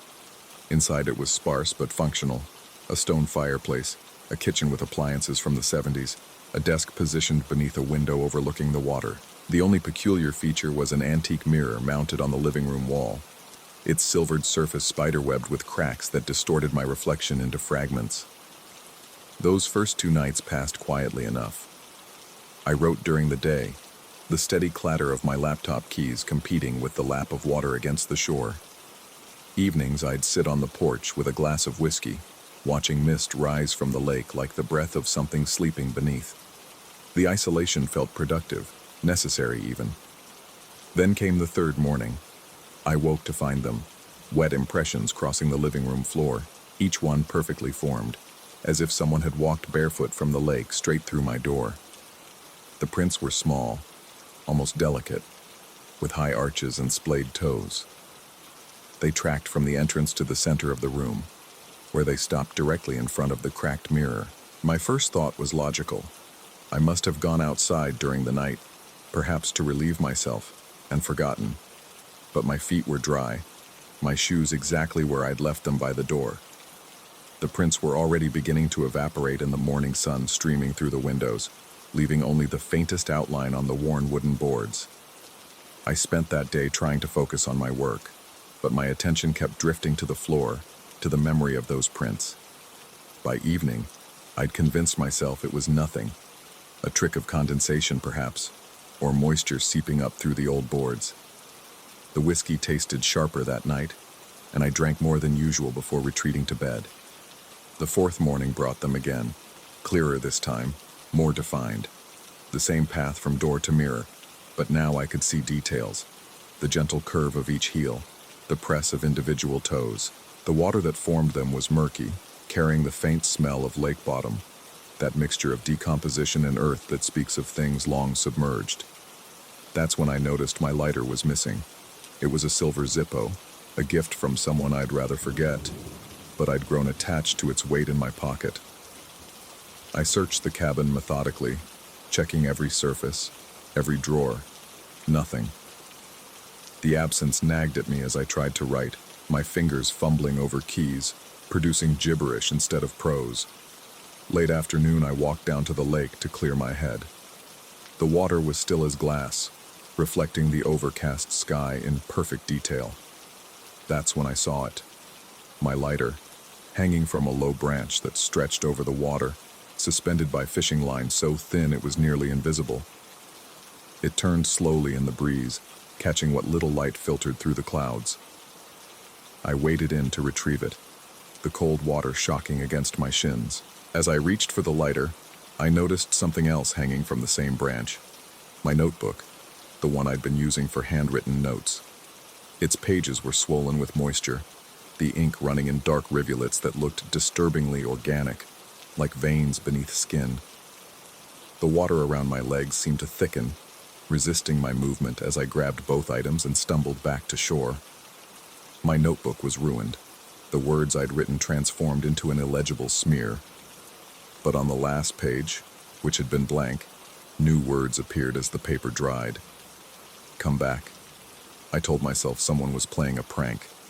Perhaps the cabin's owner, or local kids who knew about the rental. But the nearest neighbor was miles away, and I'd seen no one since arriving. Still, the alternative, that something else was responsible, seemed impossible to contemplate in the fading daylight. That night, I barricaded the door with a chair and stayed awake, listening. The cabin creaked and settled, each sound making me tense. Around 3 a.m, I heard it. The soft splash of footsteps in shallow water, growing closer. Then silence. Then the unmistakable sound of the door handle turning. The chair held. Morning revealed the footprints again, but this time they didn't stop at the mirror.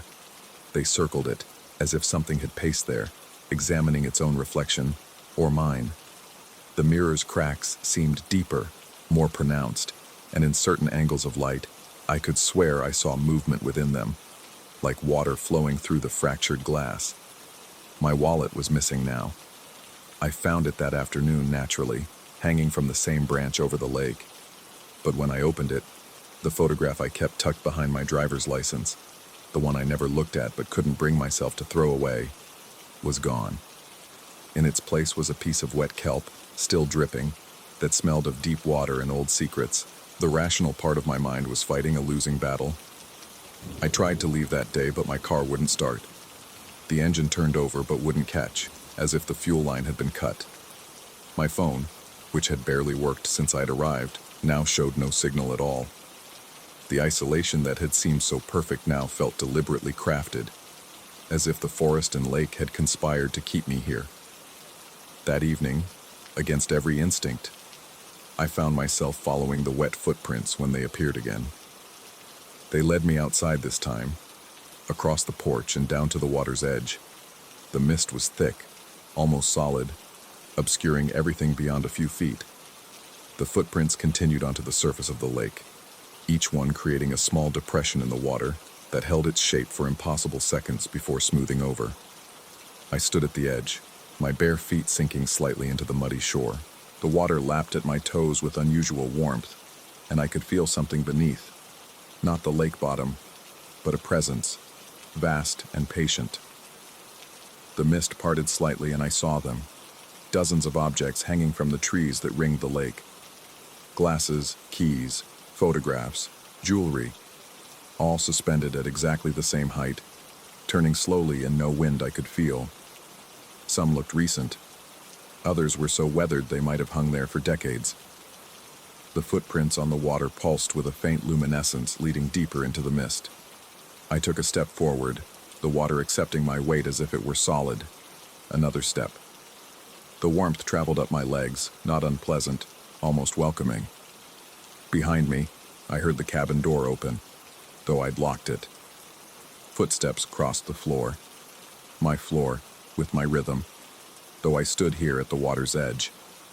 I understood then, with the clarity that comes from accepting the impossible, that the lake remembered everyone who'd ever stood where I stood now, every lonely soul who'd sought isolation and found something else entirely. The mirror in the cabin didn't reflect, it recorded, and the cracks were not damage but doorways, each one leading back to the water. The mist cleared enough for me to see the center of the lake, where the footprints converged.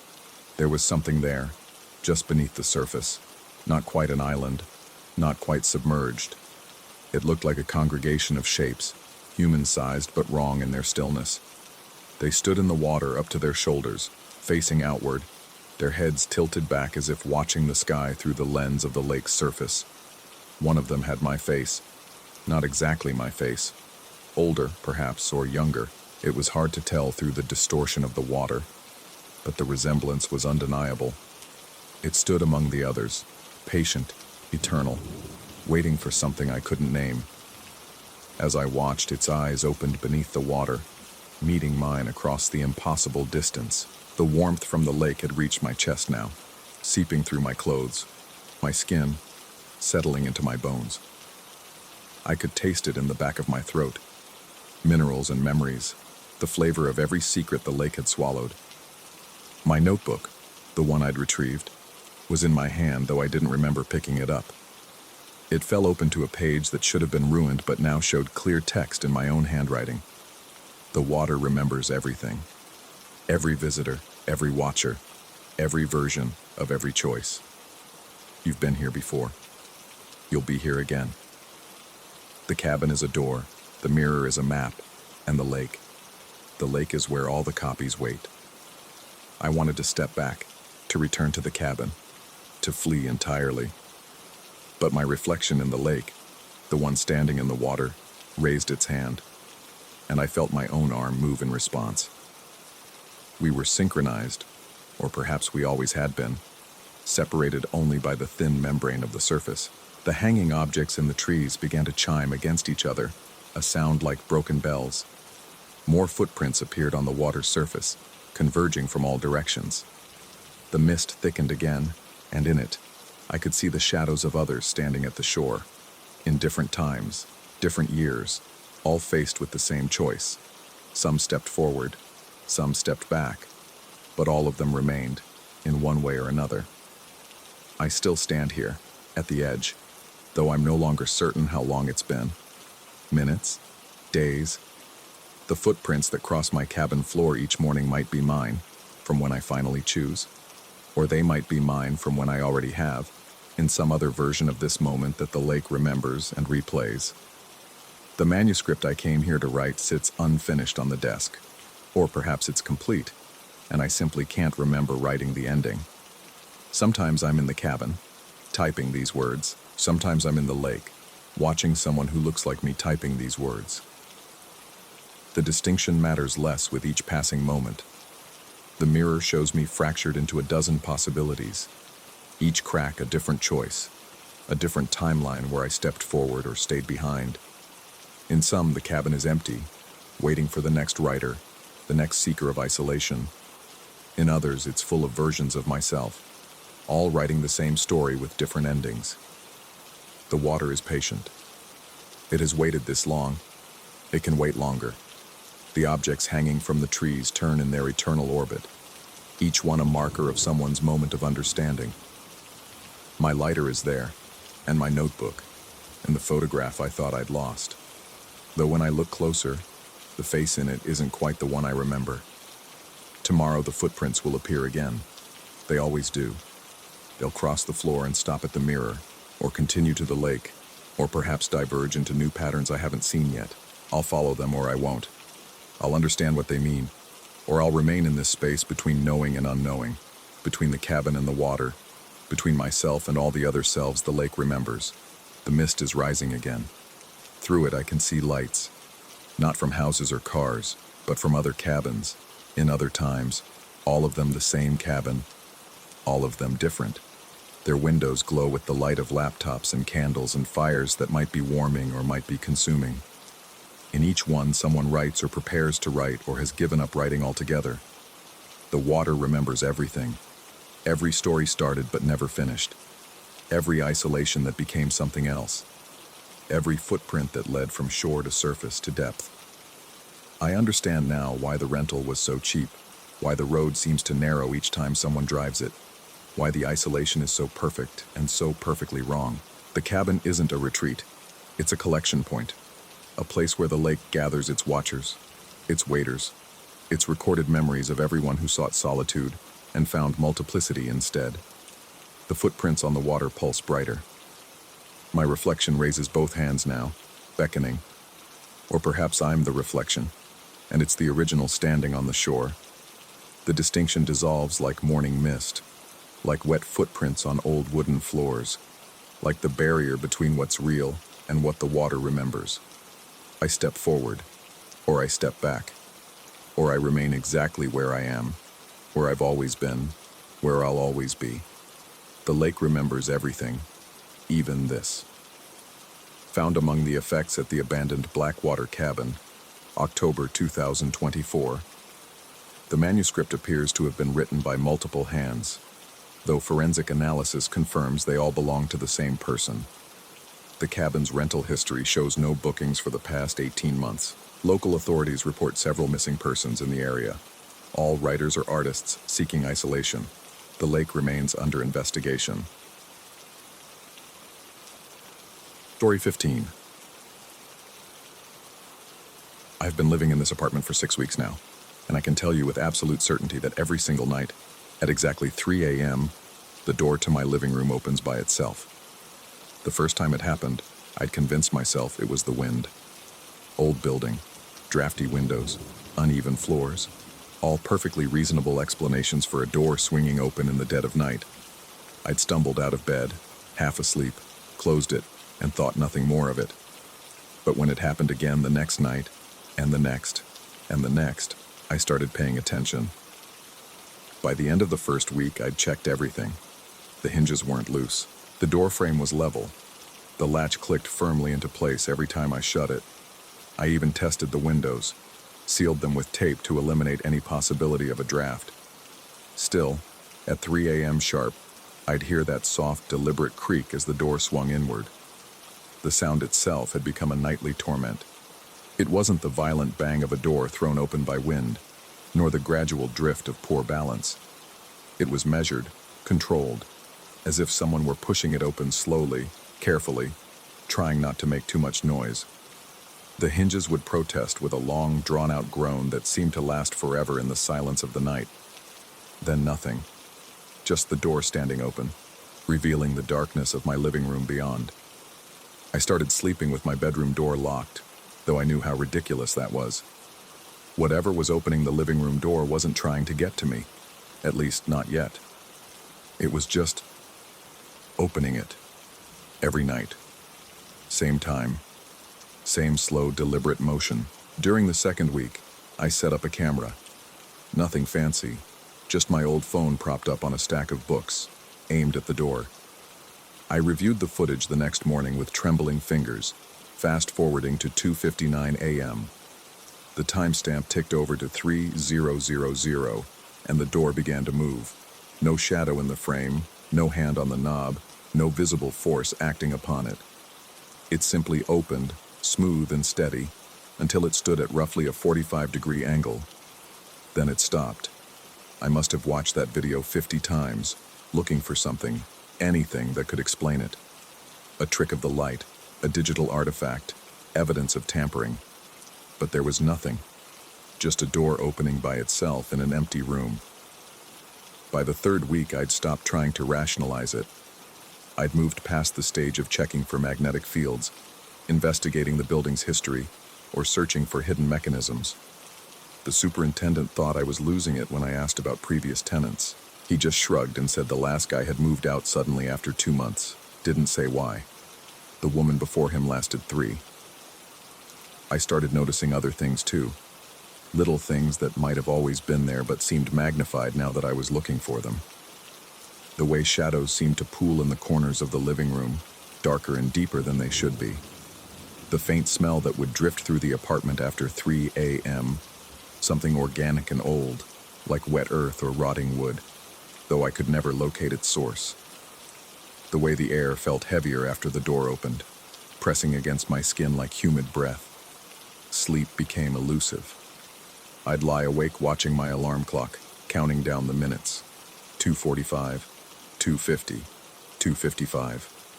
My heart would start racing around 2:58, and by 2:59, I'd be sitting up in bed, every muscle tensed, waiting.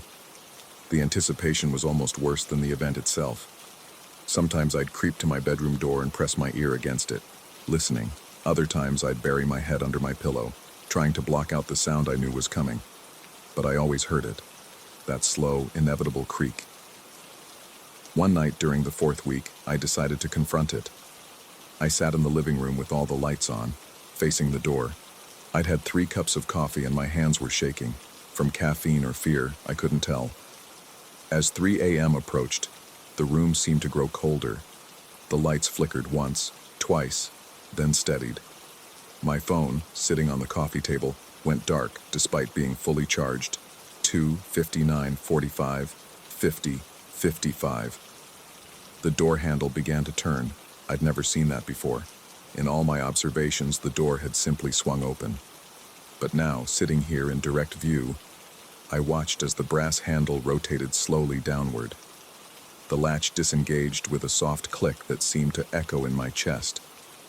Then the door began its familiar journey inward. I wanted to run.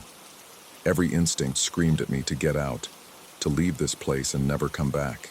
But I forced myself to stay seated, to watch. The door opened to its usual angle and stopped. The room beyond was pitch black despite the spillover from my living room lights. It was as if the darkness were a solid thing, a wall that light couldn't penetrate. Then I saw them, eyes, or what might have been eyes. 2 points of reflected light, roughly at human height, somewhere in that impossible darkness. They didn't move, didn't blink, just watched. I stared back, unable to look away, my breath coming in short, painful gasps. We remained like that for what felt like hours, but was probably only seconds. Then the door closed. Not slowly this time, but firmly, decisively. The latch clicked back into place, and the presence, whatever it was gone. I sat there until dawn, unable to move, unable to process what I'd seen. When the sun finally came up and filled the room with normal, blessed daylight, I walked over and opened the door myself. The living room was just my living room, nothing out of place, nothing unusual, just furniture and morning shadows. The 5th week brought escalation. The door still opened at 3 a.m., but now it wouldn't stay closed during the day. I'd shut it, hear the latch engage, walk away, and find it open again minutes later. Not wide open, just cracked, as if something were peeking through. I started propping a chair against it, but I'd find the chair moved aside, placed neatly back in its original position by the dining table. My work began to suffer. I was calling in sick more often, too exhausted and anxious to focus on anything beyond the door. Friends stopped texting after I'd ignored them for weeks. My sister left voicemails asking if I was okay, saying I sounded different, stressed. I couldn't explain to her that I was being haunted by a door, that something was visiting my apartment every night at 3 a.m. How could anyone understand that? I researched the building's history more thoroughly. Built in 1947, nothing unusual in the records. No murders, no suicides, no tragic accidents.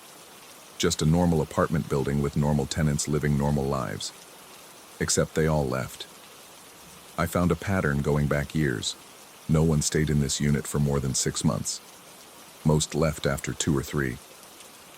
The thought of moving crossed my mind daily, but something held me back. Part of it was practical. I'd signed a lease, put down deposits, couldn't afford to break it. But another part, a part I didn't want to acknowledge, was curiosity, or maybe obsession. I needed to know what was behind that door at 3 a.m., what wanted in or out so badly that it returned every single night without fail. Last night, the start of my 6th week, I tried something different. I removed the door entirely. It took me 2 hours with a screwdriver and considerable effort, but I managed to lift it off its hinges and lean it against the hallway wall. I stood in the empty door frame, looking into my living room, feeling simultaneously accomplished and foolish. What was I trying to prove? That without a door, nothing could open? I went to bed at midnight, exhausted from the effort and the anxiety. For the first time in weeks, I fell asleep quickly, deeply. No countdown to 3 a.m., no tensed muscles, no racing heart. I woke to the sound of creaking. My bedroom clock read 3 a.m. The sound was coming from the living room, that same familiar groan of hinges under pressure. But there was no door. There were no hinges. There was nothing to creak. I forced myself out of bed and crept to my bedroom door, pressing my ear against it. The creaking continued, rhythmic and deliberate. Then it stopped, just as it always did when the door would have been fully open. The silence that followed was complete, oppressive. No traffic sounds from outside, no hum of electricity, no neighbor's footsteps above. Nothing. Then I heard breathing. Not mine. I was holding my breath. This was different, deeper, wet, like lungs that weren't quite human trying to process air they weren't designed for. It was in the hallway, right outside my bedroom door. I could feel the presence through the wood, massive and wrong, waiting. The doorknob to my bedroom began to turn. I'd locked it, but I watched as the lock disengaged by itself, the little button in the center of the knob popping out with a soft click. The knob continued its rotation, and the door began to open. Not quickly, not violently, slowly, deliberately. Exactly the same way the living room door had opened every night for 6 weeks. I backed away, stumbling over my own feet, pressing myself against the far wall. The door swung inward, revealing not my hallway, but that same impenetrable darkness I'd seen in the living room. Those same 2 points of light, closer now, at the threshold of my sanctuary. A voice spoke, not with words, but directly into my mind, bypassing my ears entirely. It was old, older than the building, older than the city. It said I'd been expected, that every tenant was tested, and all had failed by fleeing. But I had stayed. I had watched. I had removed the barrier myself, thinking I was clever. The darkness began to spill into my room like fog, crawling across the floor, up the walls. Where it touched, reality seemed to bend. My furniture aged decades in seconds, paint peeling, wood rotting. My modern apartment was becoming something else, somewhere else. The presence at the door moved forward, and I saw, I can't describe what I saw. My mind won't let me. It's protection, I think, from something that human consciousness wasn't meant to process. But I remember the feeling of being utterly, completely known. Every thought, every fear, every secret laid bare before something that had been waiting far longer than 6 weeks. That had been waiting since before the building was built, before the land was claimed, before humans walked upright. Then, as suddenly as it had begun, it was over. The darkness receded like a tide pulling back. The presence withdrew. My room returned to normal, furniture intact, paint fresh, reality stable. The only evidence anything had happened was my bedroom door, standing open, and the living room door, somehow back on its hinges, firmly closed. I looked at my clock. 3:01 a.m. I haven't slept since. It's been 18 hours and I'm sitting here typing this, trying to make sense of what happened, trying to decide what to do. The sun is setting now, and in a few hours it will be 3 a.m. again. The door will open. But I don't think it's trying to let something in anymore. I think it's trying to let something out. Something that's been here all along, in this room with me, watching me sleep, waiting for me to understand. Every night at 3 a.m., the door opens to give it a chance to leave, to return to wherever it came from. But it can't. Not anymore. Because I've seen it. I've acknowledged it. And now it's bound to me. Or I'm bound to it. The door opens at 3 a.m. to offer escape. Not for what's outside, but for me. A chance to flee like all the others did. A 45-degree angle, just wide enough for a person to slip through. The previous tenants understood this eventually. They took the invitation and ran. But I removed the door. I refused the offer. And now I'm beginning to understand that some invitations, once declined, can never be extended again. It's 2:47 a.m. now. 13 minutes until the door opens. I can feel it building, that familiar pressure in the air. My coffee's cold, my hands are steady for the first time in weeks, and I'm not afraid anymore. How can you fear something that's already inside? 2:50 a.m. 10 minutes. I've decided to wait in the living room tonight, not to confront anything, not to investigate, just to sit and wait and see what happens when the door opens and I don't run, when I don't even flinch, when I simply accept whatever has been trying to make itself known. 2:55 a.m. The walls are beginning to breathe. 2:58 a.m. The lights are dimming even though I haven't touched the switch. 2:59 a.m. I can hear it now. Not just the door, but everything. The building's heartbeat. The whispers in the walls. The thing that's been living in my shadow since the day I moved in. Patient and eternal. 2:59:30. It's almost time.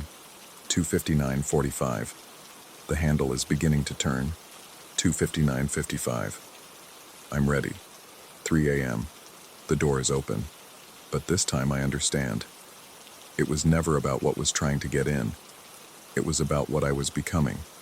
And now, as I sit here in the darkness that pours through that open door, I finally understand why the previous tenants fled. Not from fear of what they saw, but from fear of what they were starting to want, what they were starting to need. The door opens at 3 a.m. It will open tomorrow night, and the night after, and every night until the next tenant arrives. They'll think it's the wind at first. They'll check the hinges, seal the windows, set up cameras. They'll sit where I'm sitting now, thinking they're brave, thinking they're different. But they'll learn, just as I have, that some doors aren't meant to keep things out or let things in. Some doors are meant to show us what we really are when all the lights go out. Story 16. The TV was on again. I stood in my doorway, keys still jangling in my hand, staring at the familiar blue glow washing over my living room walls. The local news anchor's voice drifted through the space, discussing tomorrow's weather with that practiced cheerfulness that felt obscene in the context of my growing dread. My fingers found the light switch, and harsh overhead fluorescence chased away the television's softer illumination, but it didn't chase away the cold settling into my bones. 3 weeks. That's how long this had been happening. At first, I'd blamed myself. Muscle memory, distraction, the autopilot of routine. We all do things without thinking. Lock doors, turn off stoves, set alarms. Why not turn on televisions? I work from home after all. The TV had become background noise during the pandemic, a companion voice to fill the silence. It made sense that I might flip it on without consciously registering the action. But then came the night I woke at 3:17 a.m. to find my bedroom awash in that same pale light, the TV murmuring at low volume about a car accident on Route 9. I remembered the exact time because I'd stared at my phone's clock for a full minute, trying to convince myself I was still dreaming. The remote sat on my nightstand, exactly where I'd left it, cold to the touch, as if it hadn't been handled in hours. I shuffled to the kitchen now, setting my laptop bag on the counter with exaggerated normalcy. The news continued its drone from the living room. Something about a school board meeting, budget concerns, the mundane horror of everyday life that felt like mockery compared to what was happening in my apartment. My hands shook slightly as I poured myself a glass of water. The ice cubes clinked too loudly, each sound sharp as breaking glass in the quiet. I needed to think rationally about this. There had to be an explanation. Timer malfunction. That was the first theory I'd pursued. Modern TVs had all sorts of scheduling features I'd never bothered to learn. I'd spent an entire evening scrolling through menu after menu, checking every possible automated setting. All disabled. I'd even called the manufacturer's helpline, enduring 40 minutes of hold music to confirm there were no known issues with my model spontaneously activating. Electrical problems came next. I'd had the building's maintenance supervisor check my apartment's wiring, claiming I'd been experiencing weird power fluctuations. He'd found nothing unusual, though he'd given me a long look when I'd insisted he check twice. The way his eyes had lingered on the TV made me wonder if he knew something, but when I'd pressed, he'd only shrugged and muttered something about old buildings having their quirks. I walked back to the living room, water glass sweating in my grip. The TV displayed a commercial now, a woman laughing over salad, the kind of advertisement that felt like it existed in another universe from mine. I grabbed the remote and clicked it off. The sudden silence felt heavier than the noise had been. My phone buzzed. A text from my sister. "Haven't heard from you lately. Everything okay?" I started to type a response, then deleted it. Started again. Deleted. What would I say? That I was being haunted by basic cable? That my television had developed consciousness and chose to express it through daytime programming? I set the phone aside without answering. The apartment felt different these days. It's hard to explain precisely how. The furniture remained in the same positions, the walls the same off-white they'd been when I'd moved in 2 years ago. But there was a weight to the air now, a thickness that made breathing feel like work. The corners seemed darker, even with all the lights on, and there was a sensation, persistent and maddening, of being observed. I'd started sleeping poorly, not just because of the TV, though being jolted awake by sudden commercials at ungodly hours didn't help. It was the feeling that preceded the sound, a prickling awareness that would pull me from sleep moments before the set would flicker to life, as if something was watching me, waiting for that exact moment when I hovered between consciousness and dreams. Last Tuesday, I'd tried sleeping at a hotel. I'd told myself it was a test, a way to determine if the problem was the apartment or me. I'd barely closed my eyes when the hotel's television had burst into life, volume at maximum, the sound of canned laughter filling the room like screaming. The front desk had been apologetic when I'd complained, offering to move me to another room. I'd declined and driven home at 2 a.m., knowing with cold certainty that the problem would follow me anywhere. The water glass slipped from my numb fingers. It shattered against the hardwood floor in a constellation of fragments, water spreading in a dark pool that reflected the ceiling light. I stared at it, transfixed by the way the liquid crept along the grain of the wood, following paths predetermined by tiny imperfections in the floor's surface, like it knew where to go, like everything was following some invisible script I couldn't read. I grabbed paper towels, knelt carefully among the glass shards. As I mopped up the water, I became aware of a sound, barely perceptible, like breathing through fabric. I froze, paper towel dripping in my hand. The sound seemed to come from everywhere and nowhere, a rhythmic whisper that made my skin crawl. The TV turned on. I wasn't in the living room. I couldn't see it from my position on the kitchen floor, but I heard the distinctive electronic pop of the screen coming to life, followed by the murmur of voices. A game show, by the sound of it. Applause rattled through the apartment like distant thunder. I stood slowly, legs trembling. Through the doorway, I could see the remote on the coffee table exactly where I'd left it. The TV screen showed a wheel of fortune spinning, contestants clapping with mechanical enthusiasm. Nobody had touched the remote. Nobody could have touched it. I lived alone. I'd always lived alone. Hadn't I? The thought came unbidden, ice cold and wrong. Of course I lived alone. I'd signed the lease myself, moved in my own boxes, arranged my sparse furniture according to my own preferences. But suddenly, horribly, I couldn't shake the feeling that this wasn't entirely true, that maybe I'd forgotten something. Someone. I forced myself to walk to the living room, glass crunching under my shoes. The game show continued its bright parade of prizes and possibility. I picked up the remote, feeling its familiar weight, the slight stickiness of the volume buttons from a spilled beer months ago. Real, tangible, normal. But when I pressed the power button, nothing happened. I pressed it again. The red light on the TV blinked, acknowledging the signal, but the screen remained lit.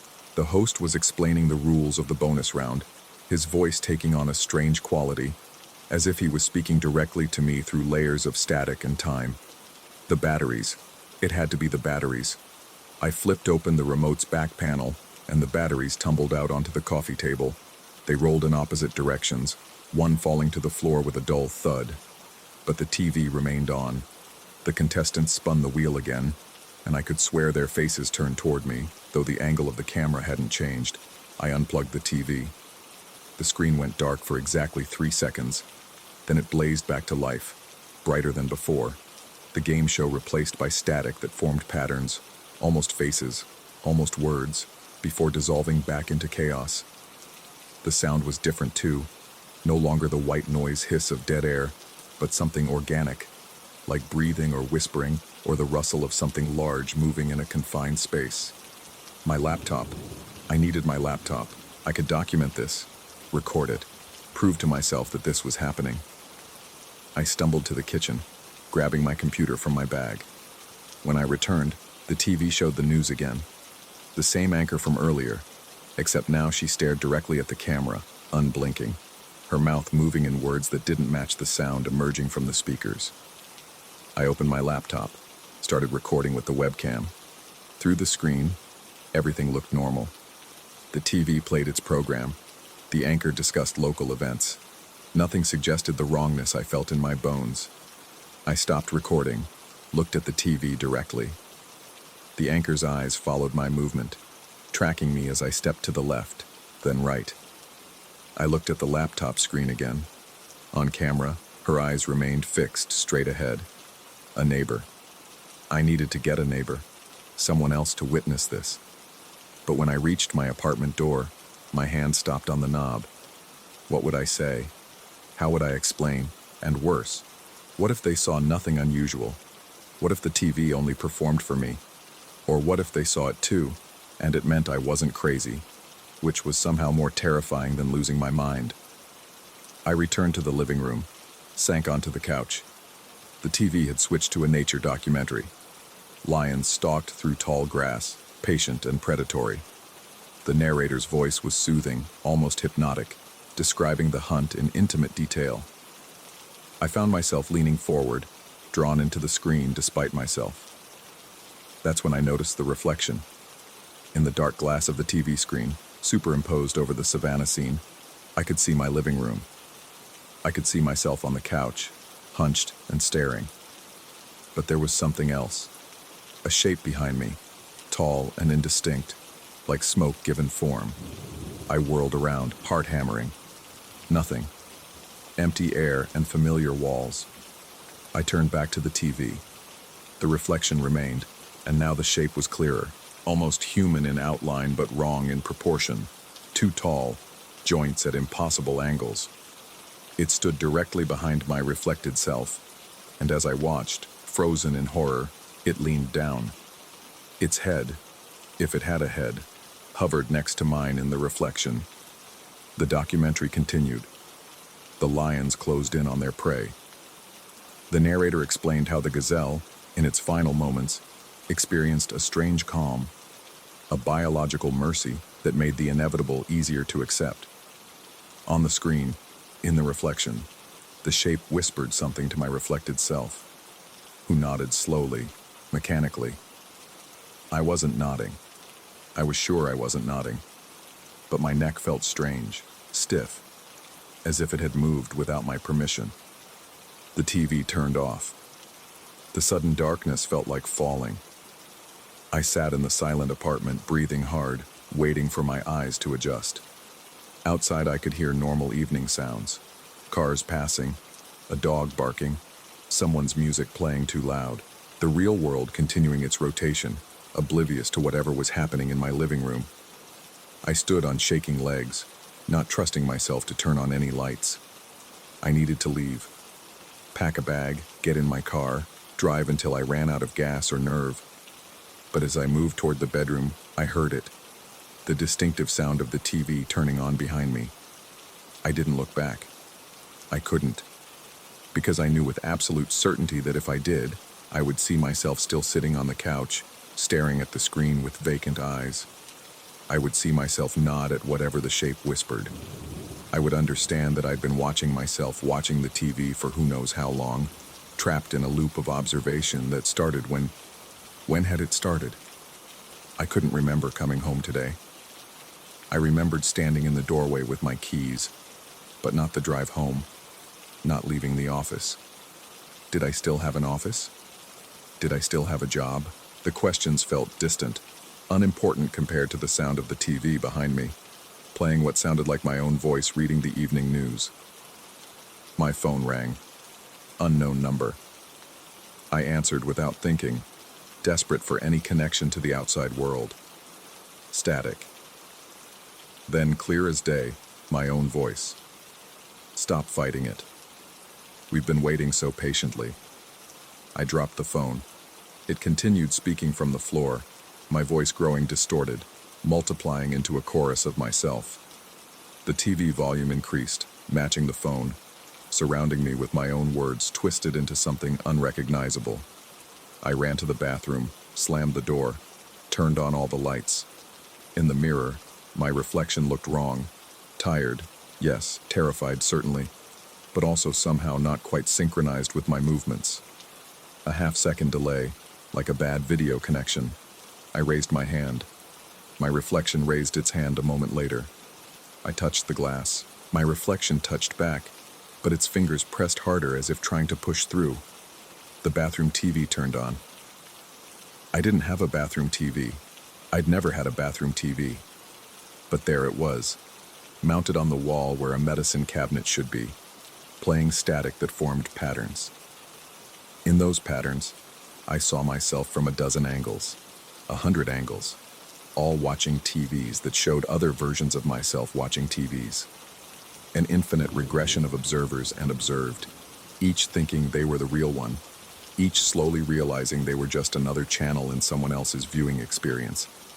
The knock at the bathroom door was soft, almost polite. I didn't answer, couldn't answer. My throat had closed, every muscle locked in terror. Another knock, then my voice from the other side. I'm home. But I was home. I was here. Who was I? The question hit like ice water. I knew my name, my age, my job, but suddenly these felt like facts I'd memorized rather than lived, like credits at the end of a show I'd been watching. The person in the mirror stared back, and I couldn't be sure if I was looking at my reflection or if my reflection was looking at me. The door opened. I stood there. Another me. Identical down to the coffee stain on my shirt I'd gotten that morning. Was it this morning? I smiled, an expression I'd never seen on my own face. Too wide, too knowing. Time to switch, the other me said. And I understood. The TV hadn't been turning on by itself. It had been turned on by whoever was here before me, whoever's turn it was to watch. To be real. To think they were real while the others waited in reflections and static, growing more solid as the current occupant grew more transparent. I looked at my hands. I could see through them now, just slightly, like looking through frosted glass. How long? I asked, though I wasn't sure which of us was speaking. Does it matter? Your turn is ending. My turn is beginning. And somewhere else, another us is asking the same question. The TV in the bathroom grew louder, static resolving into a clear picture. I saw myself sitting on a couch in an apartment I didn't recognize, watching a TV that showed me standing in this bathroom. That version of me looked directly at the camera, at me, and nodded slowly. I was nodding too. Or maybe I was always nodding. Maybe that's all any of us did. Nod along to a script we couldn't see, playing our parts in a show with no audience except ourselves. The other me stepped aside, gesturing to the door. Beyond it, I could hear multiple TVs now, all playing different channels, all showing different versions of the same scene from slightly different angles. I walked toward the sound, my feet feeling less solid with each step. In the living room, they were all there. Dozens of me, some solid, some translucent, some just shadows cast by the TV's light. All watching, all waiting for their turn to be real, to forget they were just another channel someone else might flip past. I sat on the couch. The remote was in my hand, though I didn't remember picking it up. On the screen, I saw another apartment, another me just coming home, staring at a TV that was mysteriously on. He looked confused, frightened. He was about to begin his 3 weeks of slowly understanding. I wanted to warn him, wanted to scream at him to run, to never look at the screen, to break every TV he could find. But my mouth wouldn't move except to speak the words the show required. The weather tomorrow will be partly cloudy with a chance of afternoon showers. Somewhere, a me that was no longer quite me anymore faded into static. Somewhere else, a me that wasn't yet me started to solidify. The cycle continued, had always continued, would always continue. The TV was on again. It was always on. I was always home, had always been home, would always be coming home to find it waiting for me with its patient electric glow and its promise that this time, I was the real one, the one watching instead of being watched. But we were all being watched, by ourselves, by each other, by something that fed on observation itself, that grew stronger every time we questioned which side of the screen we were really on. My phone buzzed. A text from my sister.